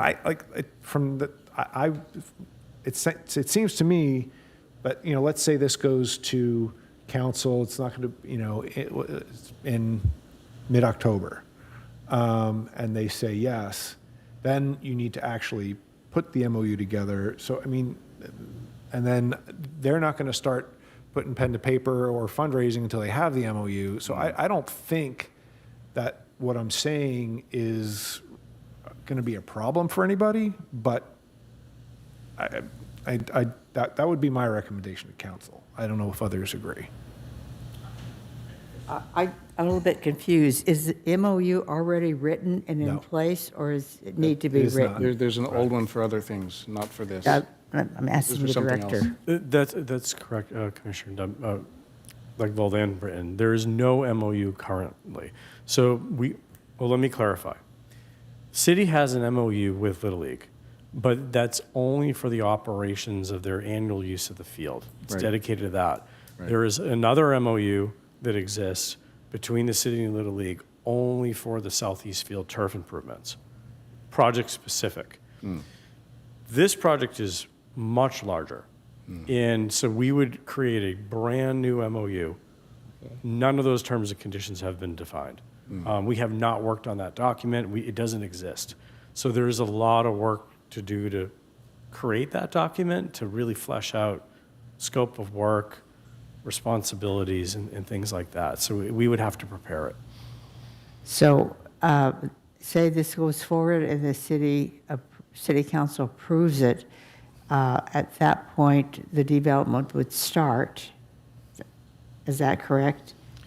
Right. So I think right now, the MOU hasn't been prepared. So I think coming out of this meeting, depending on what commission decides, the option's either we work on the MOU and bring a draft MOU to council, or we go to council and ask them if they want us to work on an MOU. I think there's a couple different options. Or, and then we would need that agreement before what they're asking, I think, is that they really want to have council blessing and MOU signed so that they can firm up fundraising commitments. Yep. Which would then allow them to raise money to kick a design process off and then work towards it. But I think the dilemma that they're in is without some type of city blessing, they don't want to raise money only to have to, give it back because the city hasn't committed. Can we ask the applicant what they think what do you see as the timeline moving forward from here? Jim, Is it? go for it. Okay, well, maybe I'll we'll give you my different thoughts. answers. But I think Joe's right, that the MOU, let's say things go pretty smoothly and by January, we've got the MOU. Then we've got to raise $1 million. So that's going to take some time, let's say 2 or 3 months. Well, we're into spring, March, April, somewhere around there. And then we're going to come up with a basic design where at that time, we will put our ideas together, probably even before we go to Public Works, and say, let's put these down and say exactly what we want to do, or as near as we can, and start hiring consultants. Well, all that takes, there's a few more months to do that. So by the time we really get into working with Public Works, we're probably into the next fiscal year anyway, which is July 1st. So maybe we're a little bit before that, and Joe says, well, we've got a couple dozen hours. We can fit that in June or something under this fiscal year, but I can see that the process is not going to really get into top gear until let's say next summer. From a drawing plans perspective, next summer, and then God knows how long that takes. So Could we strive to start swinging hammers a year from this summer? From July 1, 2027 would be a great goal. My concern is more about at what point do you need staff time? And it sounds like, Probably summer. Probably summer. Maybe a little bit before, but I think Yeah. generally starting around next fiscal year in any case. So whether you put a restriction or a condition on that, I think no matter what, it's going to be like that anyway. And full disclosure, Joe's been very accessible, and we've had several meetings and conversations with him over the last couple of years, regarding this project, and having your approval to let him spend more time working on an MOU draft for us to go back and forth. That won't be zero time of his. and do you put that together, or is it you and the city, obviously the city attorney, but it's not, it's primarily a public works led thing? It would be a PW lead. We would work very closely with our legal team. There would be a lot of coordination with the Little League. I'm sure there would be many versions back and forth, as we've done in prior drafts. I expect Director Nichols will be involved to the extent that there's operational impacts or considerations. Our operations and maintenance team would be involved, and engineering, just to try to help make sure that we're capturing all the potential issues or considerations. Well, another thing that I'm thinking is that we were fully staffed for a while, and I don't think that's the case anymore. Have we replaced all of the people who moved on? I was going to give an update tomorrow later, but we filled one assistant engineer position just 2 weeks ago, but we still have a vacancy in the senior engineer position. Okay. Does that satisfy your question? I think so. So does anybody have any other? So I think one thing then might be the recommendation is to go forward with an MOU, have us agree to go forward with an MOU. And let's not forget that the Parks and Recreation Commission already has a recommendation to do that, so we should consider that as well. Express our desire that for this fiscal year, the work by Public Works is almost exclusively just on the MOU development, and that the actual work wouldn't be until the next fiscal year, when then Joe could factor that in his planning for the next CIP study session. And then further, I would also just out of concern of impacts further to the project, urge Joe to strive to minimize the extent, the amount of necessary public works support to this, out of consideration for the public works. To the CIP program, and with consideration for the operations and maintenance staff. So that's sort of a three-pronged thing. It says basically, let's go forward. We've thought about the schedule to some extent, and we've taken into our consideration about the manpower it's going to take from Public Works to support this. So I get all that. I have no problem, like, we've kind of said, back to basics for however long, but if council wants to change their mind, they can change their mind. I'm guessing they're going to support this. My point was just that it's a change, and we need to acknowledge that it's a change from what we were planning on doing. So, right. So, all right. Does anybody have a motion? I got one more thing to say. Maybe it's understood, but I think it needs to be said. It would be nice if we could support Little League and their desire to do this. They're wanting to be generous and come forward and bring a lot to the table. It's kind of unfortunate that our heavy CIP backlog is potentially precluding going forward with this, and and versus making them wait years and years. So I can understand why it would be nice to expedite this. I'd also point out that we should recognize that there are benefits not only to Little League, but other broader benefits. So it's not like the additional staff time for this is only for Little League. Some examples were given as the increased area for soccer, the paving and drainage improvements. We have softball leagues, so there'd be other baseball type organizations. There are little things like a flagpole. So I just want to also acknowledge that there are some general benefits that beyond Little League, there are another reason why it would be nice to support this in general. So I wanted to be sure to get that on the record as well. Thank you. All right. Okay, these are all good suggestions, and I think they'll go in our minutes, but I would like to make the motion as it's written. Staff recommends Public Works Commission that we make a motion to review the proposals which we have and consider and make a recommendation to City Council for the advancement of the memorandum of understanding with Hermosa Beach Little League to advance Carfield improvement to be funded, designed, and constructed by HBLL. Can I make a friendly amendment? I would like to add something that David said, and we recommend that for the fiscal year 2025, that Public Works staff be limited to working on the production of the MOU, and that that's more or less what you said, right? Yeah. So that staff can work on putting the MOU together, but the actual work wouldn't start until the following fiscal year, if council so chooses. My understanding is that's already not going to happen. We don't know. And again, it's a recommendation. The council can tell us, we don't care what you say. They've done it before. Okay.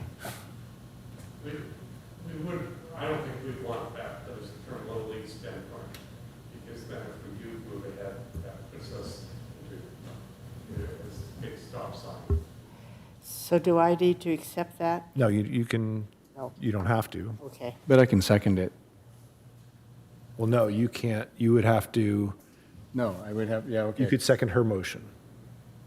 But with your addendum. I have not made a motion. Was that I not made a friendly, I asked for a friendly amendment. Okay, then we'll wait until that amendment is folded into the. So does he have to, we have to accept the friendly amendment before we approve the motion? No, there's a motion on the table that has not been seconded. So someone can either second it or make another motion. The friendly amendment has not been accepted. So we need somebody to second the motion. Okay, so motion fails for lack of second. Would somebody else like to make a motion? Scott Hayes, would you care to make the motion? Yeah, I think you just did. All right. I move staff's recommendation with the caveat that Public Works for fiscal year 25, 26 be limited to producing the MOU, and if council so chooses, that their work would begin in 26, 27 fiscal year. Second. All right, we have a motion and a second. Any further discussion? All right, can we vote? Yes. Taking a vote on that motion. Commissioner Legbo, Yes. Commissioner Britton, Yes. Vice Chair Gretton, Aye. and Chair Hayes. Yes. Motion passes. All right. We'll take it. Outstanding. Thank you. Thank you, guys. Chair, thank you very much. Phyllis. All right, we look forward to seeing you at council. All right. Love it. Thank you very much. Chair, can we take a 5-minute break? Sure. Let's come back at 8:31.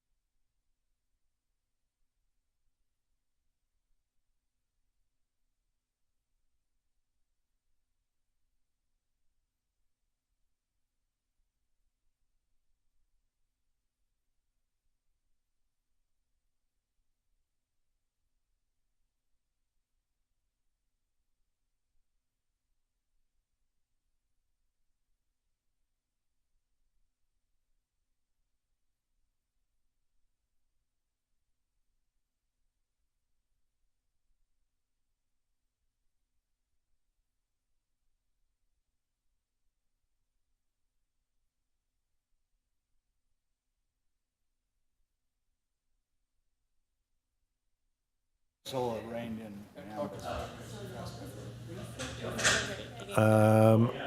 All right, we are back for matters for commission consideration, item 12B. Hang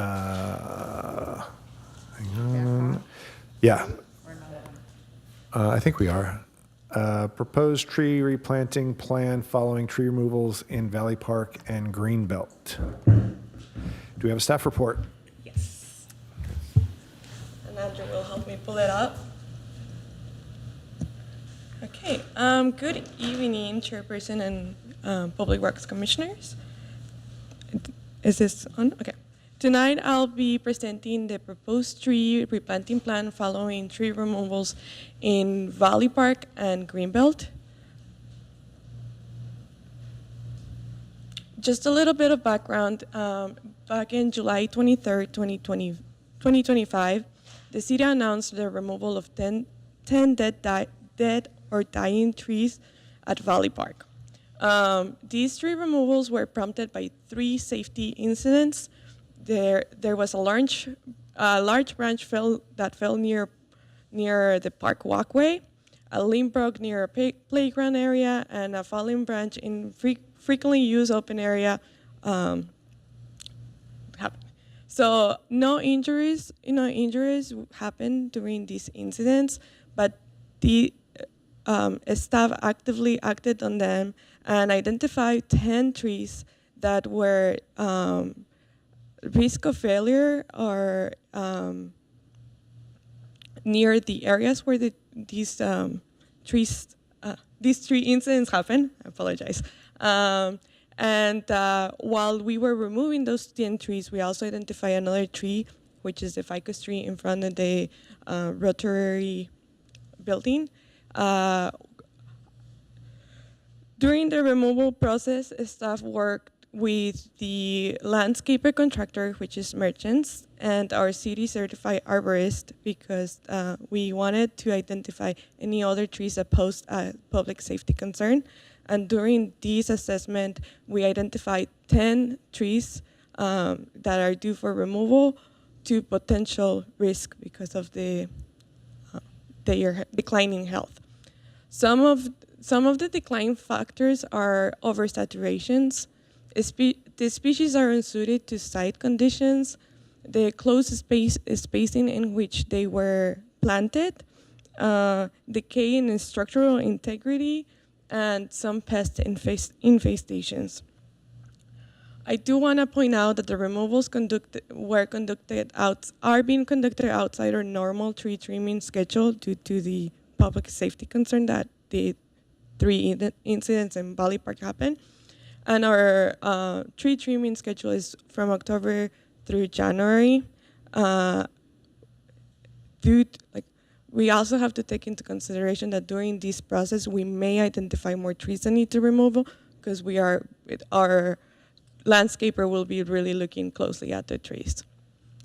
Before removal, all trees are inspected for active bird nests, and so far none of them have been found. For the trees that are upcoming for removal, we will also be looking for active nests. So this is a Valley Park tree removals. I mark with X the ones that have already been removed. It's a total of 14 trees. So 11 have been removed, and we are in the process of removing the upcoming trees in the next couple weeks, even this week. This is the green belt between 24th Place and 18th Street. As you can see, there's 2 trees here. This is Greenbelt Pier between Pier Avenue, Community Center, and Community Center. We have a total of 5 trees here. This is between 9th Street and 6th Street. We have a total of 4 trees here. And then this is the Greenbelt between 2nd Street and Gerondo. So we only have the 1 tree here. City staff is recommending a 2-to-1 replacement ratio, and this is, where possible, we want to follow the Parkway tree removal chapter. So the Hermosa Beach Municipal Code has a the chapter 12.36 for tree removals, but it's only for parkway trees. It does not specify city trees. So where we can, we do like to follow that same ratio. We will not be using the parkway tree approved list that we have, because that is only for parkways. We are restricted to the parkway sizes, and that's usually like 2 feet, 3 feet. There's really no sidewalk of 4 feet, but we do have called out in there. As I mentioned earlier, we are concerned with the health of our trees. So we want trees that will endure the conditions that we have in parks. So for example, Valley Park, we have more turfy areas. They require more watering. So we need trees that are good for coastal zones and can handle the watering that we have in this type of parks. We also identify some areas where we don't have as much irrigation, like the Greenbelt, where we requested the city's certified arborists to come up with a species or a list of species that can be planted in these areas. And this is the list. We have pulled out 12 of those trees, and for example, for the non-turf areas, he gave us the Chilean mesquite, the African sumac, the jacarandas, the ginkgos, the Sydney red gum, and the sacred fig. Just to point out, some of these trees are also suitable for turf areas, the jacaranda, the Sydney red gum, and the sacred fig. For the turf areas, he recommended the western redbud, the peppermint willow, netleaf oak, southern magnolia, Canary Island pine, and the Engelmann oak. And these trees can also do really good in non-turf areas, but we do have to closely monitor the watering, making sure that it's close to a sprinkler or something like that. For our planting plans, we did try to pick areas as close as to where the removals were happening, with adjustments when necessary, like for example, tie canopy coverage, root conflicts, and utility conflicts will not allow us to replant trees in those areas. And some examples that I have is the ficus tree on Valley Drive and the palm tree in front of the community center. We have started looking into cost estimates, what it would be to replant. If we are removing 26 trees, we're looking to replant 52 trees. So we started looking into what is the estimates per tree.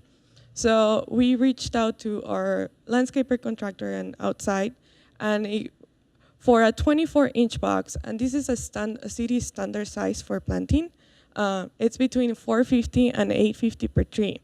And what that ratio, it's inclusive of, depending on the nursery, how many trees they have, the type of species we're picking. So that's where the range falls. So the reason, and we put the palm tree price here, the reason why we don't recommend to replant a palm tree in front of the community services is because if we try to replant a mature size palm tree, it will be an approximately cost of $8,000 each. So we do suggest to replant another 24-inch size tree in another area.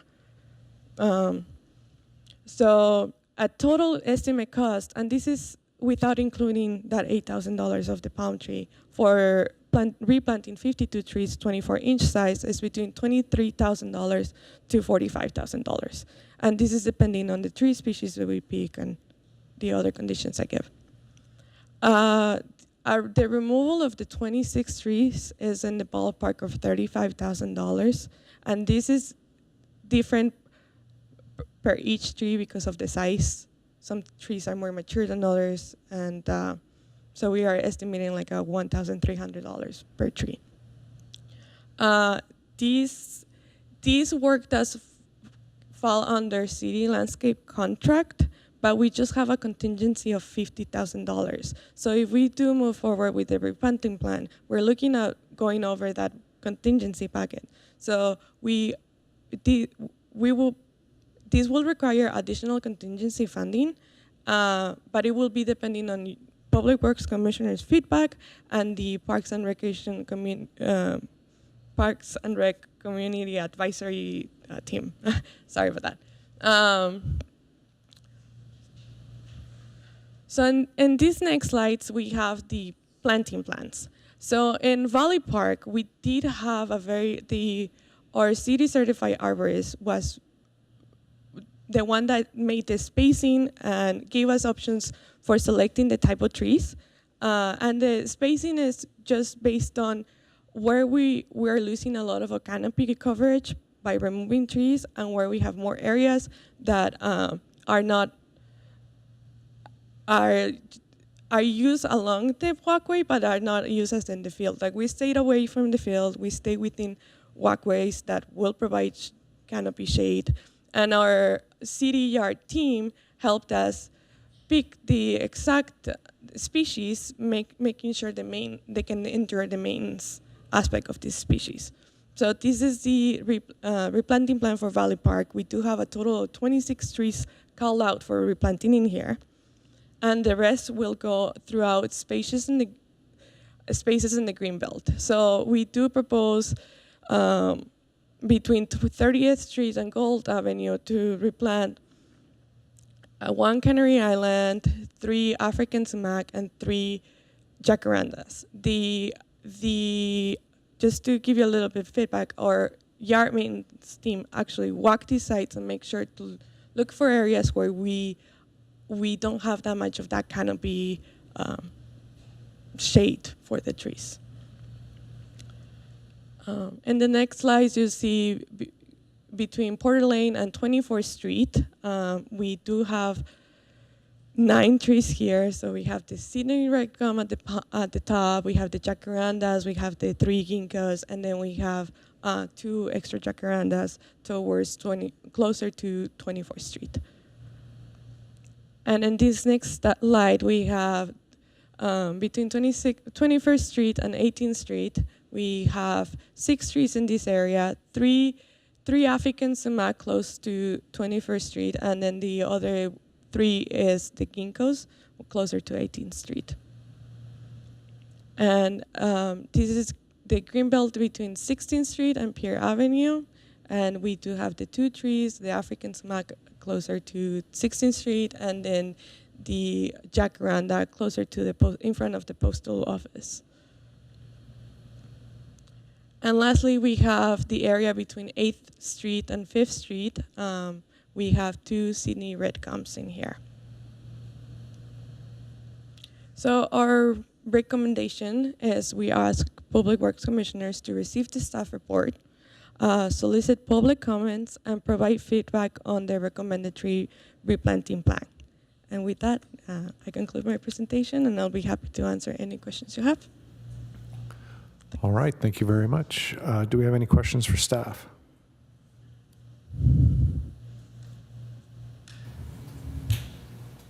I have a question. How was it decided which trees to plant where? Yeah. How is it decided? Yeah. So we were provided that list from our arborist, and then he gave us for Valley Park.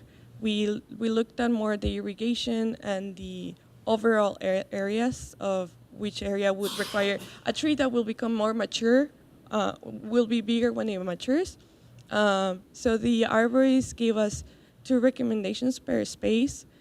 Our city yard made the end decision of which trees to pick from that list because we also are taking into consideration the type of maintenance and how used to they are to those type of trees. On the green belt, it was mostly our yard team seeing which trees have better maintenance and where they can thrive more. So that's where those decisions were made. And as you can see, a lot of the trees from the tree planting are not. We are not using all the trees that we were given in the tree list, because we got feedback from our maintenance yard team.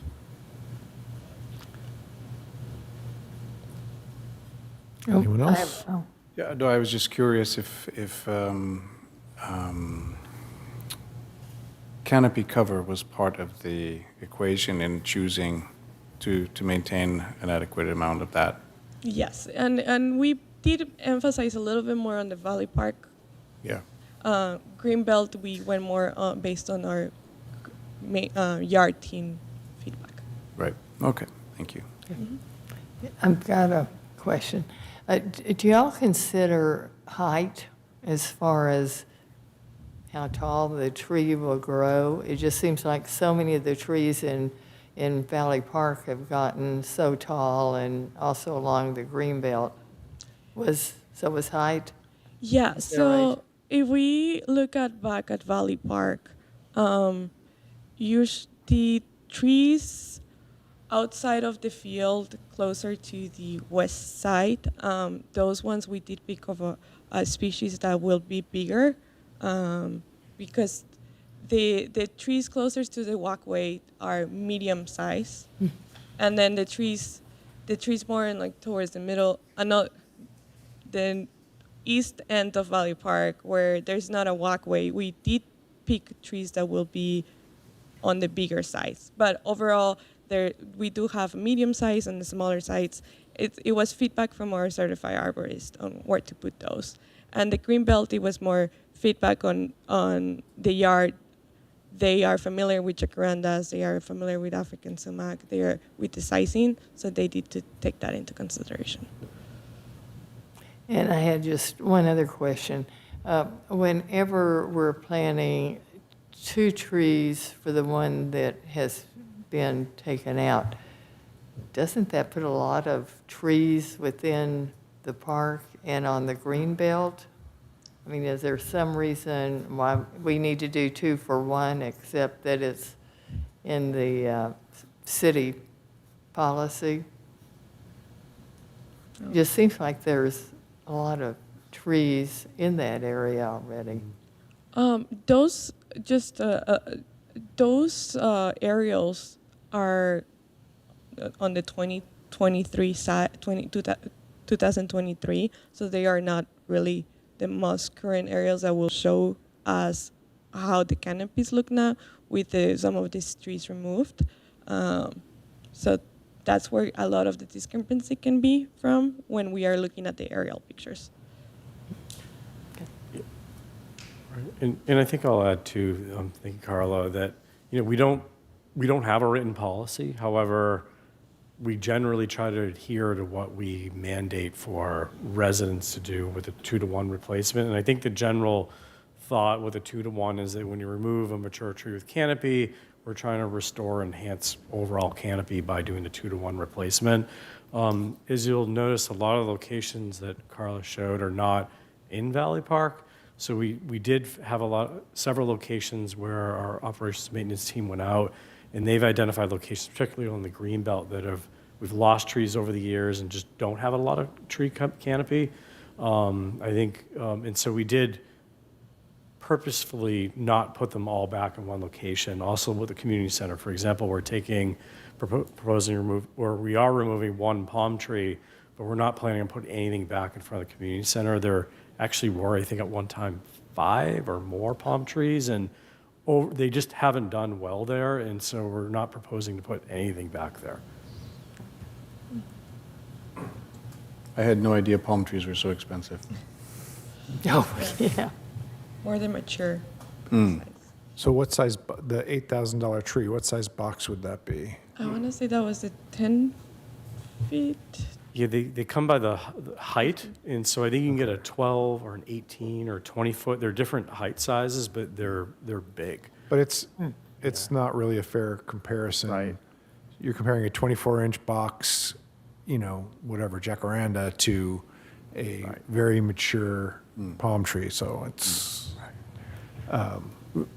Yeah, no, it's a good question. I don't have the best comparison. I don't know if you can get them 24-inch box. I think they generally come bigger. Otherwise, it's going to look like a little stump. But they are generally pretty expensive because the removal cost alone is much more than any other tree. Okay. David? Yeah, I'll piggyback off a couple earlier questions, then I've got some of my own. Tree height was brought up, and I don't know if one consideration is if they would actually fall over. For example, if they were in areas that, get saturated with water or something like that. So I'm assuming that some of the taller trees you may have, well, did you consider that? Like not having tall trees in places where they might tip over? But one of the biggest issues that we're seeing right now, why trees are tipping over or branches are falling, is because it's not the right species. These trees cannot handle the amount of watering or consistent watering that we're giving them. So that's where we brought the arborists, where we ask feedback on which type of tree can handle more frequent watering. Okay. Yeah, and I think there are certain species of trees that we have throughout the city that are more susceptible. For example, the eucalyptus trees are more susceptible to toppling or branch falls. And so we have a lot of those, and some of those are some of the ones that we've had problems with, particularly in Valley Park. We've had issues on the Greenbelt.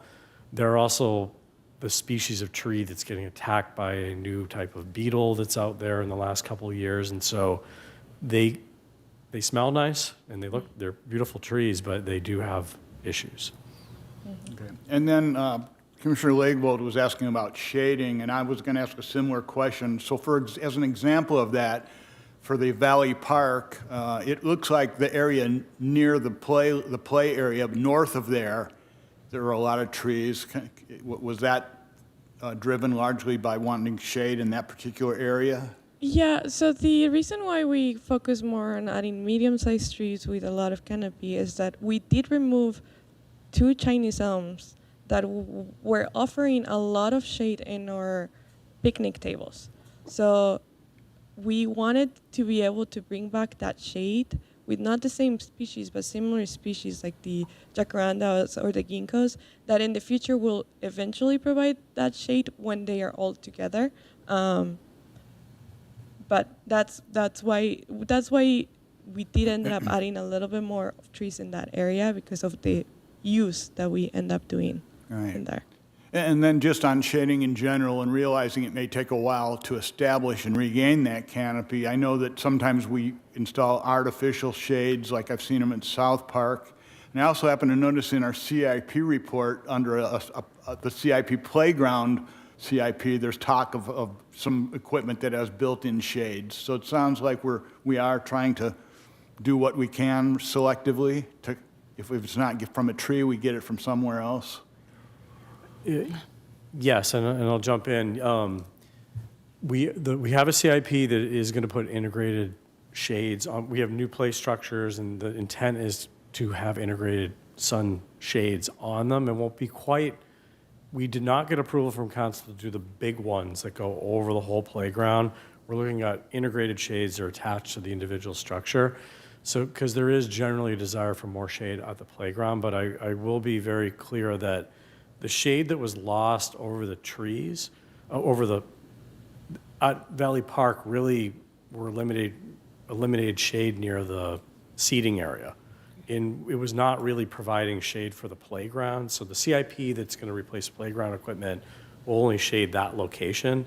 And there will be, like you said, time before these trees are mature enough to restore shade back to the tables, the seating area. Okay. And then in terms of how long it can take to get back shading or to get a tree where it's sizable, where it can be really appreciated, were there any special cases and where it was worthwhile and possible to spend more for some larger, more mature tree in certain cases, so we get sort of more instant gratification, if you will?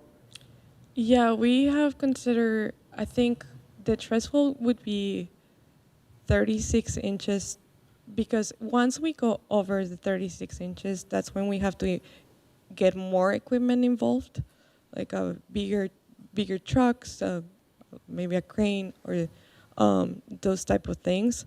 So our way to maybe plant more trees was by reducing the size and that way in the future it's more of a long-term solution. I don't know if Director San Clemente has anything else to add on that. Yeah, I mean, you can buy really big trees, but the costs start to go up significantly once you have to start bringing in. I think even at 36, they start bringing in equipment. So 24-inch box is kind of that one that there's less equipment involved, but the cost begins to, it goes up exponentially the bigger the tree. Okay. All right, and then I was looking at the plans for in Valley and on the Greenbelt for replanting different types of trees. And I noticed that there's you can just look at the color, you know, and you can see there's a variety. There'll be like maybe 3 of a type here and 3 of another type. And I don't know if that just was random or if that was also something in mind. So the way I have my prepared question is, in selecting a tree species for planting at the various locations, did staff also strive to plant a variety of species from the arborist list as a secondary consideration, in addition to just primarily looking at suitability per location? So was it an accident, or did you kind of try to do that, have it work out that way?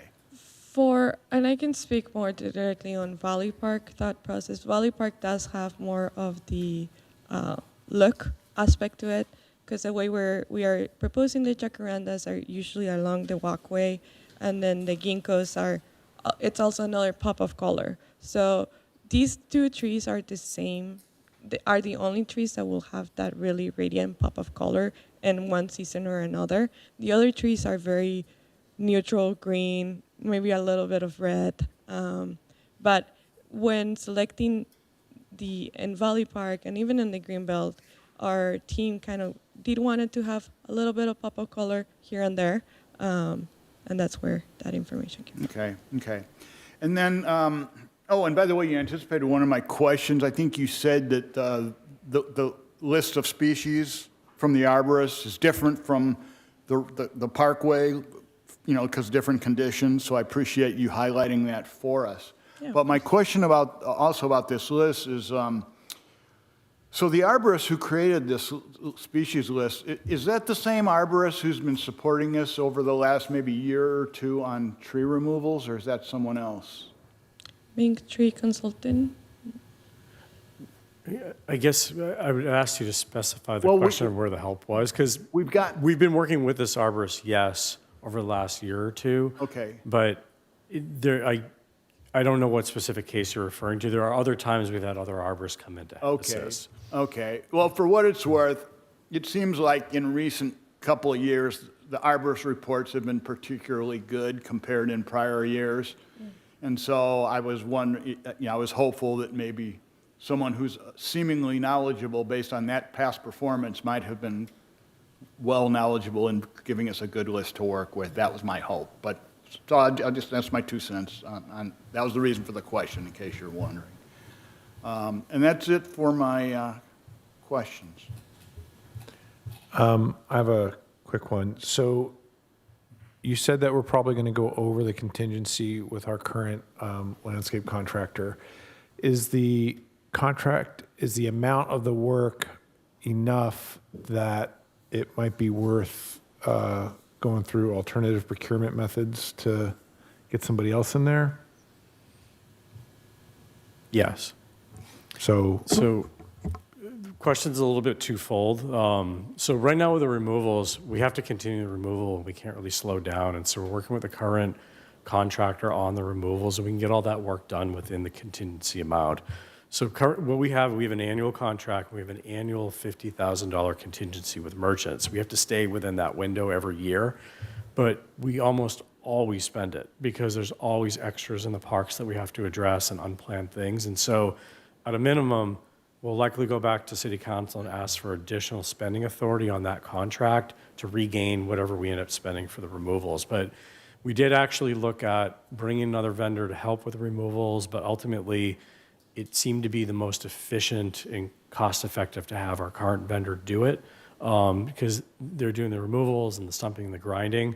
But for replanting, we may bring in another contractor to help where they are showing some more competitive pricing. In the pricing that we had in there is actually from a different contractor that we reached out to that does a lot of tree work. Okay. I mean, it might, my thoughts were it might keep you under the limit or help to keep you under the limit with the Right. current contractor and get some competition in there. Yep. And then let me make sure. The other, you answered a lot of these. Jacarandas tend to make a mess. Are we okay with that?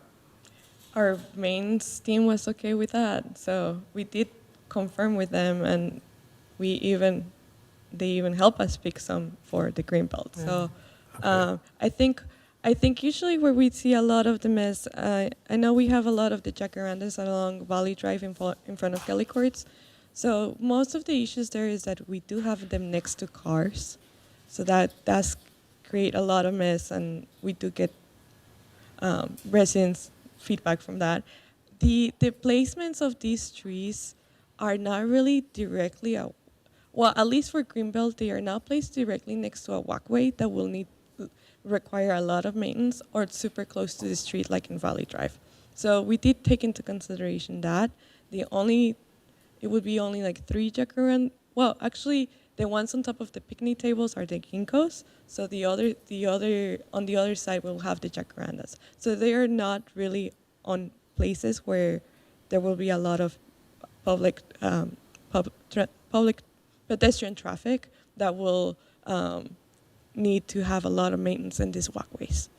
Okay. I mean, it looks like there's a couple that are kind of close to walkways. Just a thought. I'm not going to be the one cleaning it up. Yeah, also to note, the circles are very big, so it's not really in scale how it's going to end up looking. I just tried to make it more visual. In paper, the trees do look closer, but we will, and the planting plan, they do look closer than they need to. We will, once we are ready for replanting, we'll make sure that the spacing is right, because we also don't want trees overlapping with each other in the future. And then all my other questions you've already addressed. Any more questions for staff? I do. First of all, this is great. I mean, just recently when we had that child killed in the park where the tree branches fell, I think this is timely. And knowing some of those big trees, the one concern I have is the tree that's being planted on Valley and Gould on the green belt, that corner. That concerns me because of the sight. Drivers driving, seeing there, especially at night. And also we have so many people that walk and run on that path. That tree could be an obstacle as far as people blocking view of drivers. So that just my concern is that. Could we ask which number tree? We could pull up an image just to make sure we're talking about the same Yeah, tree. I'm 33? Oh, 33. 33. Yeah. Okay. Yeah. Yeah, the view, I mean, the way that, there's already a lot of traffic problems there, That's and true. you can see already where the walkway is, that that would block the view of any cars coming, and I would just recommend that that tree be moved somewhere else. But the rest of them, I like the Questions location. first, though, anyways, right? Before. Pleased we're doing this, you know, it's been a while, and it's definitely due. I think that's the only one that concerns me. Perfect. Yeah. Thank you. Thank you for the feedback. Kathy? Just, I just thought of one more thing that I wanted to share with the commission while we're talking about this. And I think we alluded to it in the report. And so this started off with 10 trees. We are proactively continuing to look. And so we found 16 more came of this, versus the first public notice. So what I'm going to say is we're not finished. There will be more trees that we find. We have about 1,800 trees citywide that we maintain. Most of those are in parks. We have some that the city maintains on the main roadways, but really the emphasis is really going through the parks. We're getting close to tree trimming season, which usually begins in October. And so I think as we lead up to that, I expect that we will identify others. And then when we get into tree trimming, that we'll find more. So we had to put the rails on the scope of of what we're bringing to you tonight. I think we captured a majority of them, but there will continue to be more. There was no way we could bring you a report that had the totality of every single tree. There are other trees that we have removed in recent months, and we actually have replanted. I think there was one right at Golden Ardmore. There was a pine tree. It was deemed already dead. That was removed, and I think we've already replanted 2 at that location. So there are others that have been in progress, and we'll continue to find more, but I just want to clarify that there will be more. So does the city have, like, for lack of a better term, a tree master plan? City does not. So, I mean, I guess my question is so what's the process by which we decide, so every time a tree gets pulled, somebody at City Yard decides what goes there? That's correct. We don't have a guiding document that shows where things are. So what we do now is we maintain what we have. And then when things get removed, we do our best to try to put it back to restore canopy loss. There are definitely some locations, there were, not last winter, but the 2 winters prior, we lost a lot of trees on the Greenbelt. And I think this has even given us an opportunity to go back and help infill some of those locations where we have just areas of loss that need to be infilled. And so I think we do have some logic in the locations that we do pick. We try to infill the locations that have had loss. But I think in general, overall inventory of the trees is something that we're looking at in our next landscape contract that's going to be advertised in the upcoming fiscal year to get better inventories ahead of that and probably a better plan for overall tree maintenance. So I think there's more coming on this, but I think there's more work to do. Okay. Anybody else? All right. I will open it up to public comments. Seeing nobody in chambers. Do we have anybody online? We have no one online making All right. public comment. I will close public comment and bring it back up for a motion. I have comments. Chair Hayes. Have at it. So first, Joe, you're a great straight man. My first comment was, I'm glad to see the city being proactive and taking the lessons learned and striving to identify additional hazardous trees elsewhere in Valley Park, the Greenbelt, and other locations in the city. So I'm really glad to see you took that initiative. It's also mentioned in the staff report that, and I'm also glad to see, it looks like the city is trying to identify the reasons for tree health decline. In other words, trying to identify the root causes. All right, that was the highlight of the night.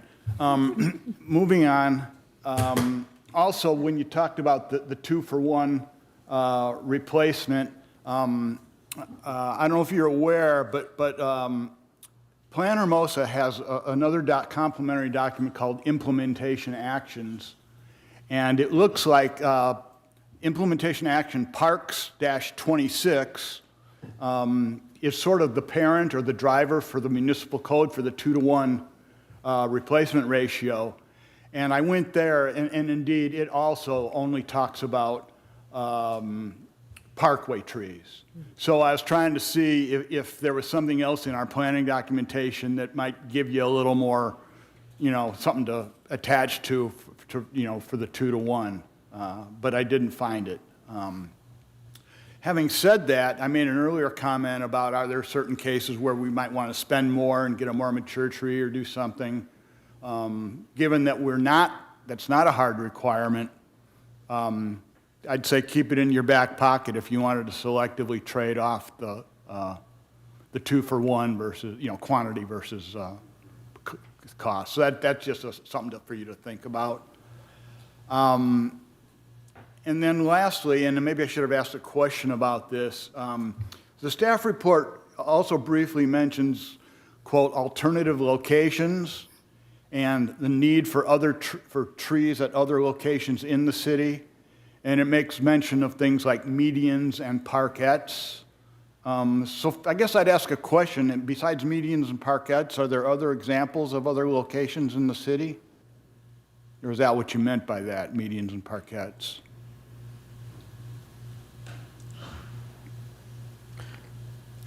I think I'm trying to find the reference in the report, just so that I'm giving the right answer. Apologize. You want to know where the parkettes are? Is that what you're saying? I'm trying to find where they're referenced in the document. Where they're referenced.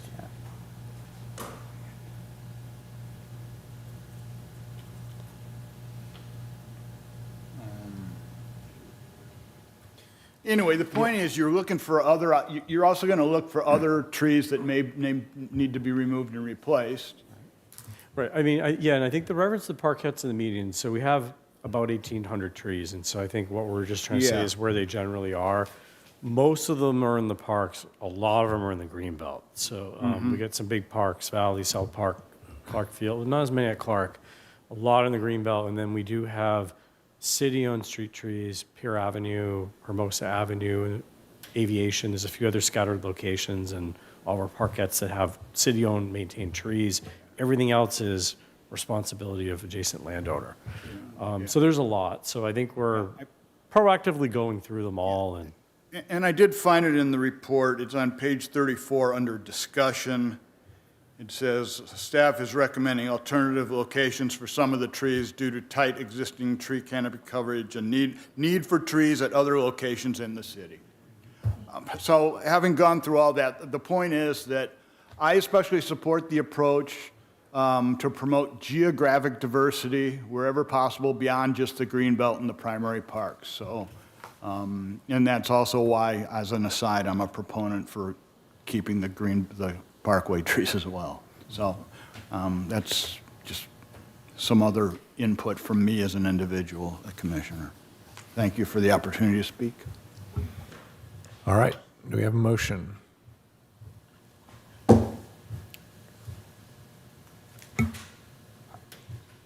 I don't I know that we need a motion.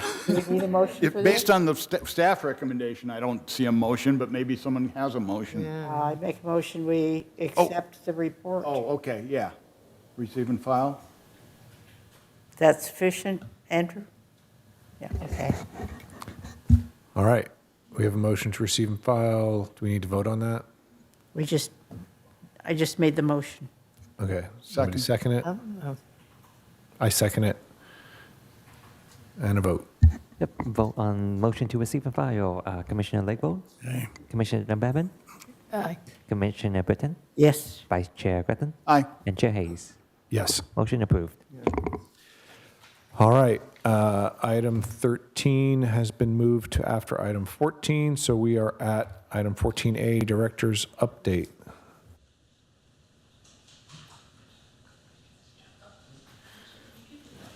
Okay.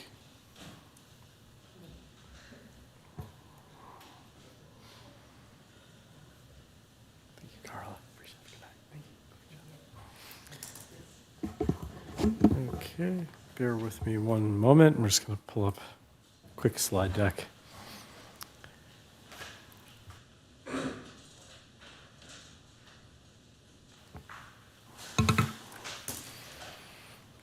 All right, a few short updates for tonight.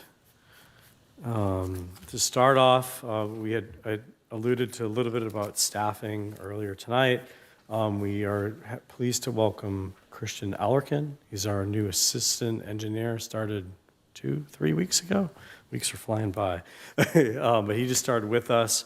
With that said, we still have one primary vacancy in the engineering team, that senior engineer vacancy.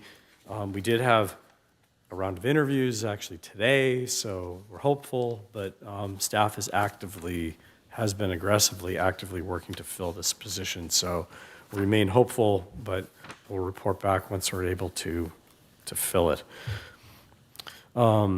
Next up, I want to highlight on the City Council tentative agenda that's published at each of the meetings.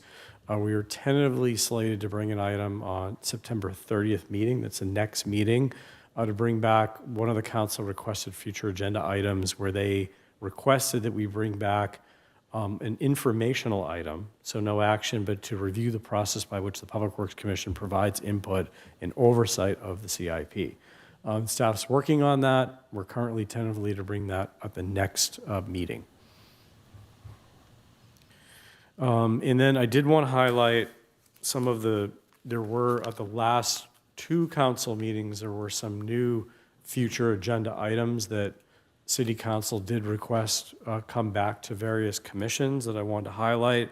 At the August 26th meeting, there was a request to bring back an item, both Parks and Rec and the Public Works Commission, to discuss the Hermosa Beach's potential use, Hermosa Beach Museum's potential use of the adjacent records room that was formerly used as the records room.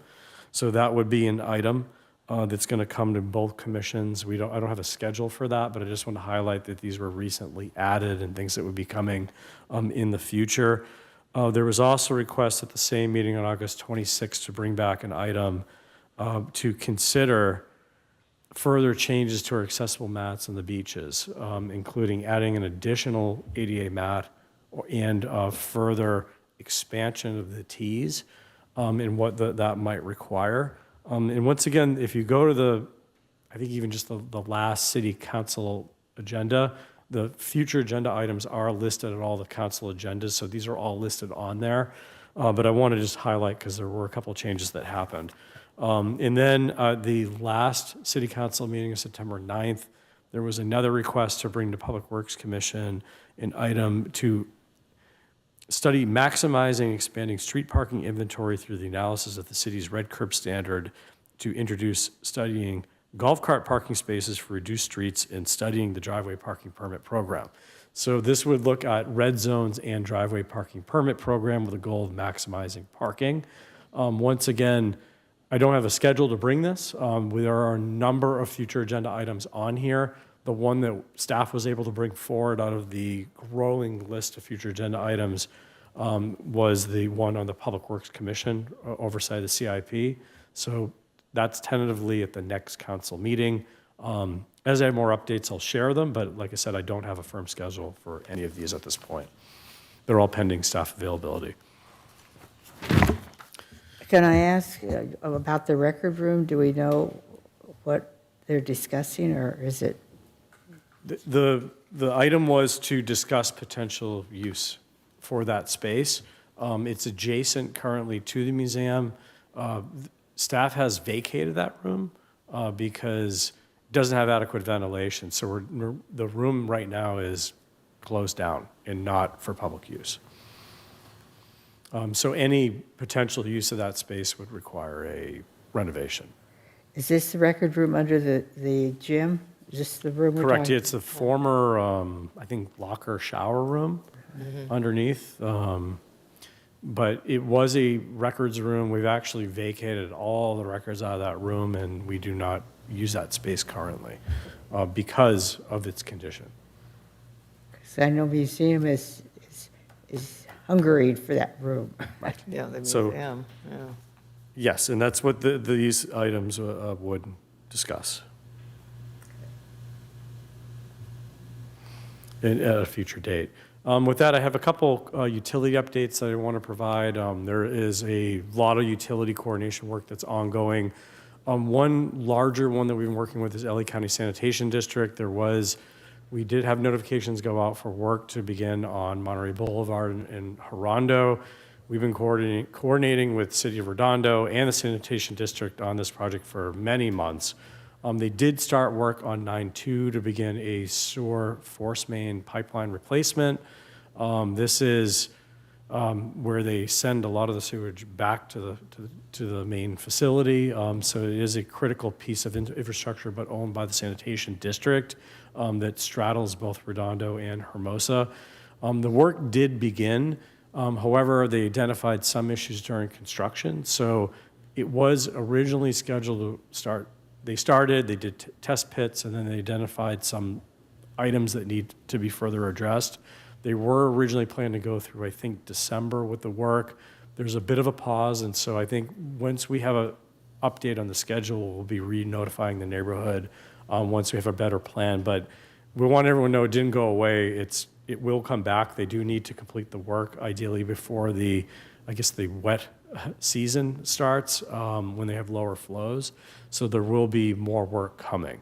And we're also coordinating with LA County Public Works, separate county agency, that apparently may have overlapping work on Monterey Boulevard, but that's still TBD. That may need to happen concurrently with this work. So more to come. We'll continue to provide updates, especially with that neighborhood once we have more information. But I really just want to alert that it's not over. There's more coming.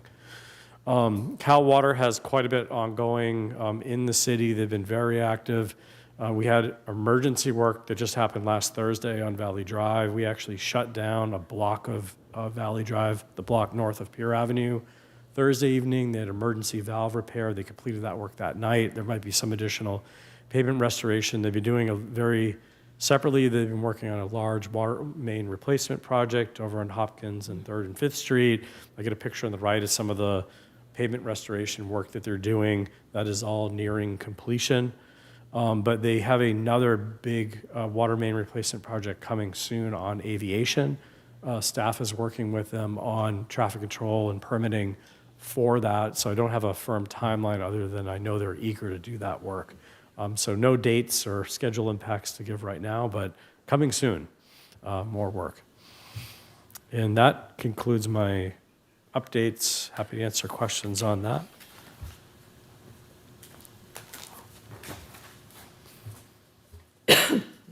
Any questions for the director? I just have a quick one on the Monterey work. Is that going to have the High Line like they did further down the street when they were working there? They had the temporary line that was... The bypass. Yeah. I don't believe so. Okay. No. All right. If there are no other questions, we'll move on to activity reports. Does anybody have any questions or comments about the activity reports? I got one real quick one. On the June report, that's the last report for the fiscal year. I'm in the habit, can't help myself, I like to look at the number of CIP hours as a fraction of the total hours. And it looked like for the year, the number came in around 37%. It used to be quite low, and we were pushing around 40, which I thought was pretty decent, so that's good. I acknowledge that it's only one metric, and it doesn't tell the whole story, but it's something that you can at least kind of benchmark and compare from year to year, month to month. So that was that. All right. Any other questions about the activity reports? I did have a question. I'm not sure if it's for staff or not, but the sand that's coming up to the strand, is it ever going to be lowered at the wall? I know they put the gates in at the openings, but it's just, So it is what it is that? it's we have an contract agreement with LA County Beaches and Harbors. It is their responsibility per our 30-year contract with them to remove that sand. Okay. They're not fulfilling that obligation. We've made it very clear to them that they're not, and we have reminded them on a very regular basis. So we're doing what we can to try to motivate them to move. I am hopeful that there will be some more sand grading work in November when they typically come to build the berm, which they're no longer doing. That was generally the deal, that they were going to redirect that equipment towards sand grading activities versus the berm, which they've deemed is no longer necessary. I don't have a schedule for that work. They have not given it to us, but it's something that we're actively working because it's creating a maintenance issue. That was, well, I don't know if there's any other questions, but one thing that I did want to highlight that I didn't put in my director's report because I figured I'd tackle it here. In July, the Vetter windmill, we removed the top of it. So I want to just give an update on that, let everyone know what happened and kind of where we are. We, as part of our proactive work, just maintaining the city, we actually conducted a structural inspection. We brought a structural engineer in to come and look at it. The windmill had not been inspected in detail in some time. And so we brought in an expert. We got a bucket truck. We put them up there. They inspected this thing head to toe. And they did have immediate concerns that it was potentially unsafe, that the windmill assembly, we'll call it, the metal part that's on top, had the potential for toppling off. We immediately taped the area off. We rented a crane. We pulled it down on a Friday, I believe, to remove the blades and then take the whole assembly down. It's about an 1,800-pound unit that's on top. We had the Blue Star Memorial ceremony just a couple days later. We're worried we're going to have to cancel that, but we're able to secure the area safely to continue to have that ceremony. With the top removed, we've eliminated all the potential hazards. However, the base is in very poor condition. The wood structure was, my understanding, completely rebuilt in the late 90s. It's not original to the windmill. The assembly is fairly original, or some mix of original with replacement parts, but the wood structure is in dire need of repair or replacement, and the foundation's questionable. At this point, we are trying to determine how to move forward. We've contacted some, if you believe it or not, windmill experts, but we are just trying to get our head around the potential cost in the process for making repairs, how to design and how to procure and who can actually do this type of work before we come back with more information, because it's not something that's budgeted, and so we're trying to get a little bit more information about how to proceed, but that's still underway. So for now, I don't have an update of, we won't be putting the top back on until we have a plan of how to restore the base. The only comment I have is I want to thank you for Public Works' speedy response. A trash truck half knocked over at the stop sign by my house. Put it on Go Hermosa. They were out for sure within 48 hours, might have been 24. So use the app. All right, moving on, CIP status report.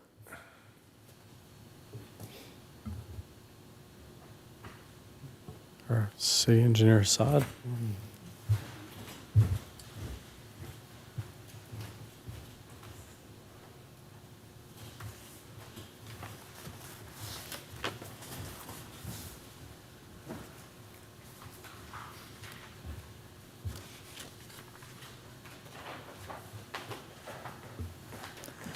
Okay, I just want to quickly go through the detailed CIP program status report was included as an attachment. I want to highlight a few milestone benchmarks that the various projects are going through.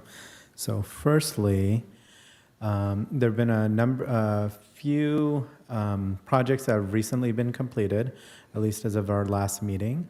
As Commissioner Denbabin has mentioned, the Women's Club Pancake Breakfast will be taking part in the newly renovated Clark Building, which was completed in late July. The grand reopening of that was in August.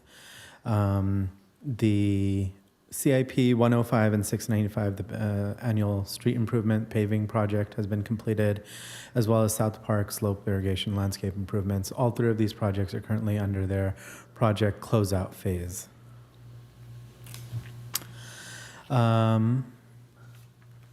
There are a couple of projects nearing completion, first of which is CIP 421, which is the annual sewer improvements project. We're expecting completion of this project by the end of this month. And CIP 699, one of the phases of it, which is Lot C elevator modernization project, which was supposed to have been completed a couple of weeks ago, has been running slightly behind schedule, partly due to some scope that was not initially identified, which was identified later with some incompatible existing equipment that did have some long lead time, as well as some additional requirements that are identified by the state inspector. This project is also anticipated to be completed by the end of the month. Moving on, we have a few projects that are due to be awarded soon, and then construction to be started soon. So Kelly Courts, CIP 619, is slated to be awarded, hopefully, at the September 30th council meeting. CIP 630, which is the community center gas repair project, that's already been awarded. We are going through the contract execution for that project, slated to start in October. And then lastly, one project I want to highly emphasize is CIP 699. This is the major portion of the project, which is the Lot C improvements, including the structural improvements. There are going to be significant impacts for this project. Staff's been coordinating with various groups, including Beach House, Tribal Properties, which is the businesses right adjacent to the parking structure, as well as Chamber of Commerce, to kind of get ahead of some of the impacts. One of the larger impacts that we're anticipating, that we're working through, is we are working with the contractor to phase this project so that we're not losing parking throughout the whole parking structure all at once. One level will be impacted at any given time. Currently, the project is slated to start on October 6th, right after the last major event of the summer, which is the Oktoberfest event in downtown. And the first level that's slated to be closed is going to be the top level, and then working our way down. Again, this project has major structural renovations and repairs and retrofits that are long overdue, and we're trying to minimize the impacts to parking, which was one of the reasons why we held off on the construction of this project until well after the really, really busy summer months. Moving on, we do have a few other projects that are currently under construction. The utility box wrappings project is nearing completion as well, but a little further along, anticipated completion in October. The Hermosa Avenue Green Streets project, which is a coordinated effort between cities of Hermosa Beach, Redondo Beach, and Torrance. Construction for this has started within cities of Torrance and Redondo Beach, I believe starting in July. The portions of this project that are going to be within Hermosa Beach, which we've coordinated with the other cities, will be starting in November, probably going November through January.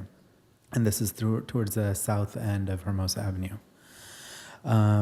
The Greenwich Village North Undergrounding project is also moving along in construction. We just had our pre-construction meeting this week. We are anticipating hard construction on the ground starting in November. The contractors identified some long lead items which we want to make sure are fully procured prior to construction starting and impacting that area.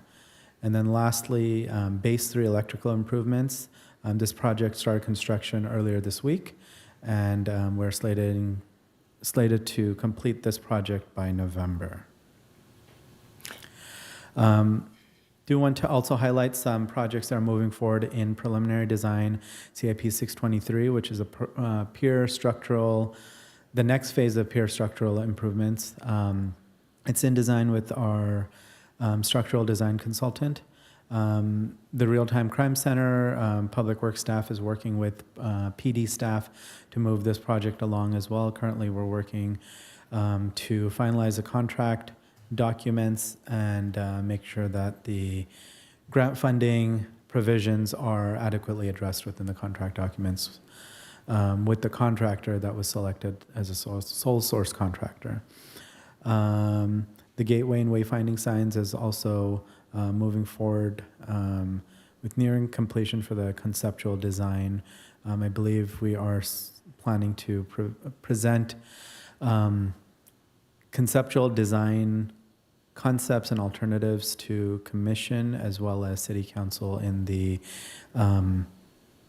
coming months. And then the last project, not the last, second to last project that's moving forward in preliminary design is the community center windows project. This project's identifying the community center windows, which have been problematic in terms of not being functional. They've been identified as safety issues with some of the louvers falling down, not really being efficient in keeping heat in or cold out. So this is another project that we are advancing with a consultant. And lastly, Can I ask a question on that one? Are we Yes. running into the problem of them being a historical building to replace those? So I believe Director San Clemente could give more details on this, but working with staff in the planning department, we've kind of addressed portions of that. Right. Yeah, no, I'm happy to elaborate. So I think what's happening right now is we're doing a first initial assessment. We have an architectural team that got on board, and they're doing a inventory so that they can assess how many windows we have, what types, and start looking at how to potentially move ahead.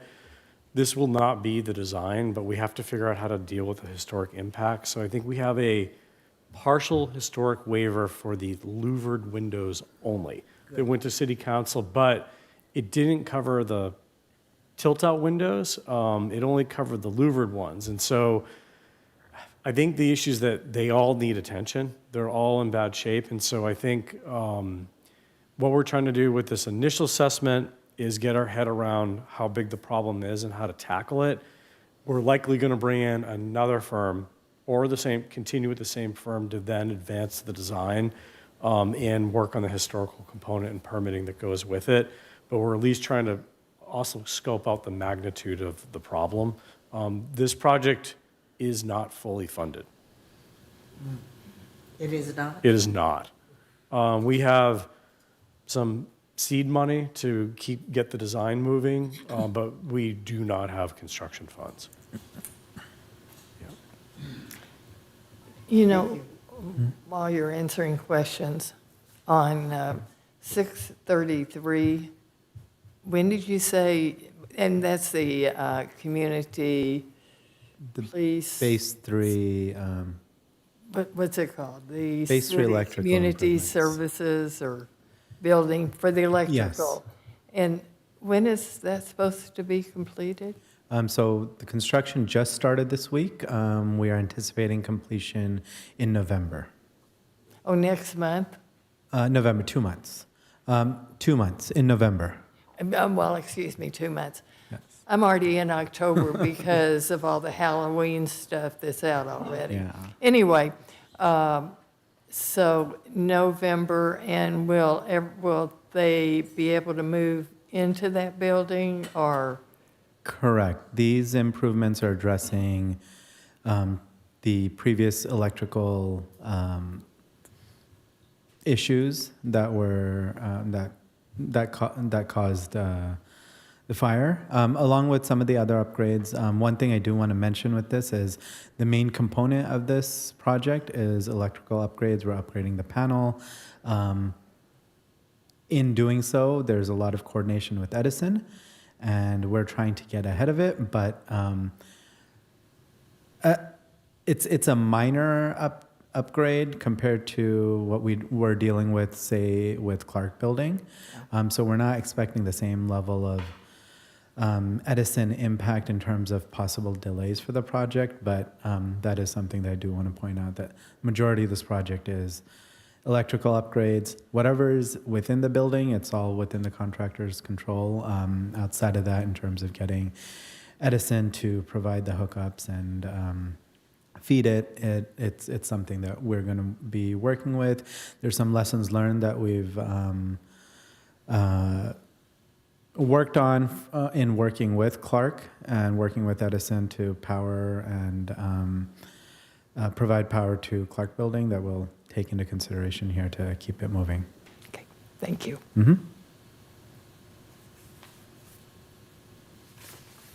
Anyone else? Oh, there is one last item, unless there's questions for those previous ones, which I'll be happy to answer either before or after. No, go ahead. So the last couple of projects I wanted to provide an update on in terms of design are two breakdowns in the annual street improvement projects. Starting this year, we did break down the annual paving project into two components. One would be the traditional annual street improvements, which would be grind and overlay, or full depth removal at locations that are identified. And the second component, which we're really hoping to utilize to make a big dent in our PCI, is the annual slurry seal project. What you see in front of you, and I'm sorry if it's hard to see, but there are attachments that we can send, are the proposed streets for each of these projects. For the annual slurry seal project, we're pretty much planning to address Loma Avenue, which has a PCI around in the mid-60s, which is perfect for addressing slurry seal and bring that pavement condition index up to where it should be, as well as 8th Street between Valley and Hermosa. And yes. Could you quickly read what those legends say for the three colors? Sure. Blue, orange, and yellow. So the blue is major arterial streets, which Okay. are pretty much All right. artesian aviation. The orange are collector and minor arterial streets, and then just local streets. And here are the alignments that have been selected, preliminary alignments that have been selected for the annual paving project. Just a quick or somewhat of an update and elaboration on the selection of these streets. Staff has been working to obtain grant funding through STBG funding requests.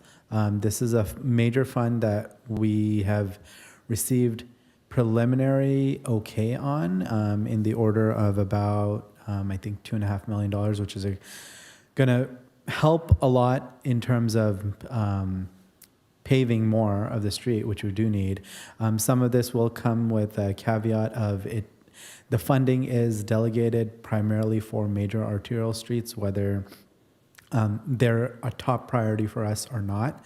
So as you can see, Artesia Boulevard, Aviation is well in need of repaving. Artesia, maybe not as much as elsewhere, but we did have to incorporate the major arterials and the minor arterial streets, collector streets, in order to receive that grant funding.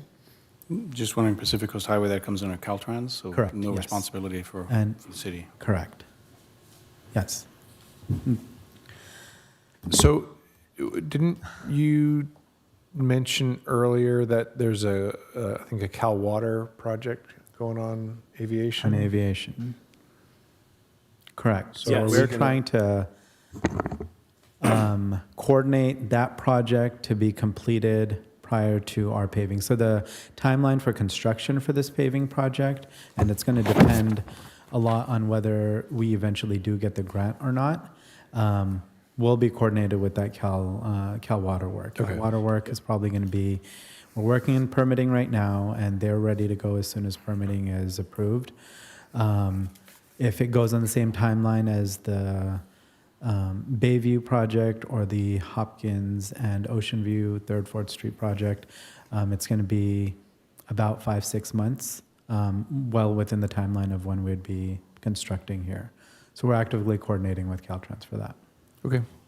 So on 106, with the grant funding, that would be limited, say, to major streets like Artesia and Aviation, or would we be able to spread that around elsewhere in the No, city? we are spreading that around elsewhere. If you notice, if you did notice that Artesia might have a higher PCI index, part of that is tied to the grant funding. Besides that, though, the other local streets that we would usually do anyways that are in very poor condition, for example, 30th Street up top, 8th Street, and portions of Bard down below, those are the ones that we'd plan to pave anyways.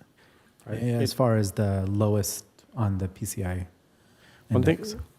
One thing I'd like to maybe just elaborate on a little bit more too. So keep in mind, per our estimated schedule, something that we've been updating every time we come to commission, and actually every month when we go to city council, we do the CIP status update. We are updating the schedule based on, this is the initial, at time of budget adoption, we had a sequencing that was council approved, and we're trying to continue to update that as we go through the year. If you remember, CIP 107, slurry was slated to come before the annual paving. So we're working away on trying to advance slurry first. The paving project actually lags behind. We never intended for construction to begin until likely next fiscal year. Design would happen this year, construction would happen the following year. The good news is, it looks like we might be able to get paving money, which is unheard of for this project. The dilemma is that we don't know if the schedule is going to line up with our need. Because these streets originally were picked on need based on pavement condition. And so we did try to throw in some arterial streets to try to help make a more competitive proposal. But there are a lot of residential streets in there that are in high need. So the concern is if we get the money, which we're hopeful, the money might not be available on our timeline and might delay the paving of some of these segments. We're not going to know from Metro and SCAG until probably December if we're going to get an award. And then the money doesn't come available for many months after that. And so once we hear that we're actually going to get the award, right now we just have a highly recommended. It doesn't mean we have the money.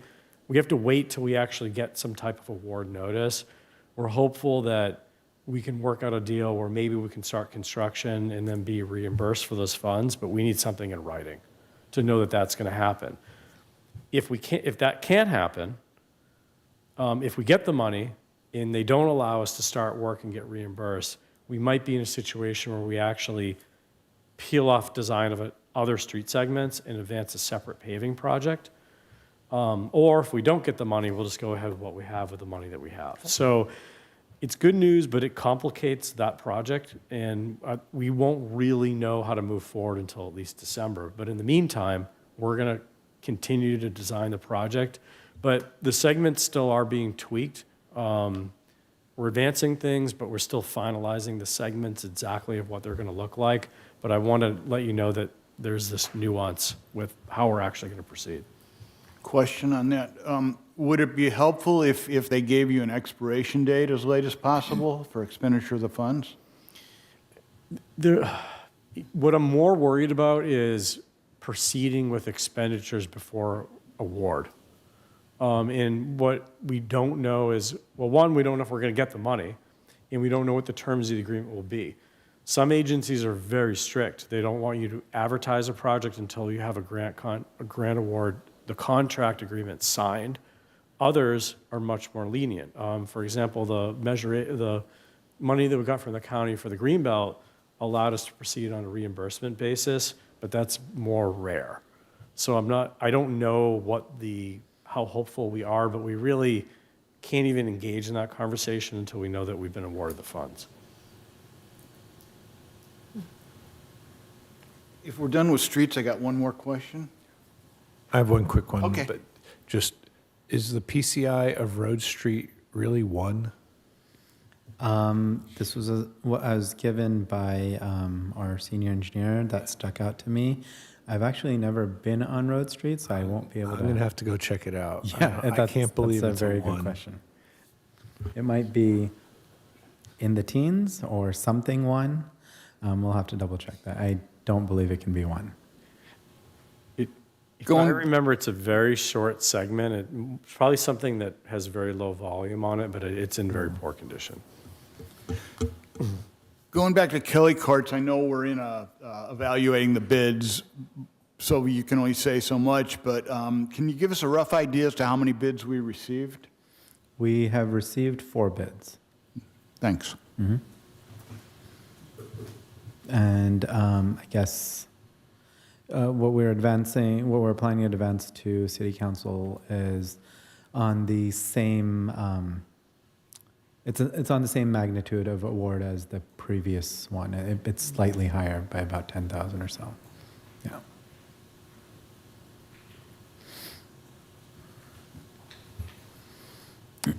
Any other questions on the CIP? I've got a couple. You on CIP 685, the Real-Time Crime Center. I thought I heard you say there was a sole source contractor. Correct. And this is a fully federal funded project. And there was a sole source requirement approval that was obtained by COPS, the federal funding agency for this grant. So that's already been obtained. So they give you the money and then tell you who to use? No, so PD had previously used a contractor for the last set of grant funding that was used for camera installations. That same contractor had done work within the PD station as well as installing cameras. That was their basis for advancing the sole source procurement for selecting that contractor. I did not know you could do that. Good to know.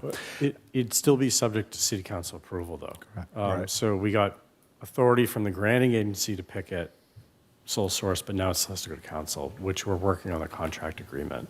There's a lot of work with the federal provisions that we're trying to sort out with the contractor, so it's still tentative to be awarded, subject to negotiation. All right, and then my next question is, when I'm looking at your schedule at the end of your report, if I read this right, your plan, that's not to say this is going to happen, is the projects that are going to take up more time than any other projects are the corporate yard and gateway and wayfinding sign assessment? 60 hours, 90 hours? 90 hours, I got it backwards, but.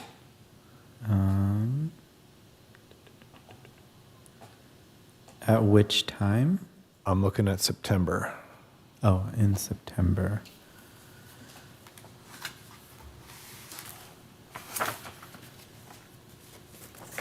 I believe so. In Greenwich Village.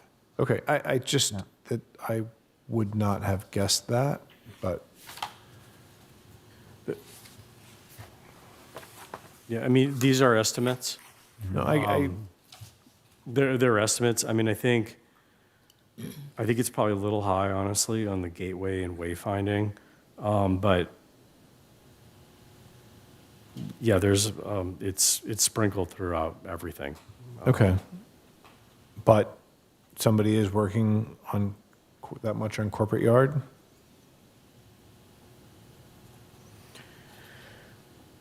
We are because, well, it's going to ebb and flow. So what we've done is we put a lot of work into the staff report that went to the last meeting. We tried to get direction from city council, so a lot of hours went in just to lead up for the September 9 Right. meeting. And then we issued the RFQ for owners rep services. So right now, there's a little bit of a lull until that comes back in. Right, okay. But there's going to be significant work ahead, and it's going to ebb and flow. All right, that's it for me. Anybody else? All right. Moving on to item 13, future agenda items. Does anybody have any future agenda items?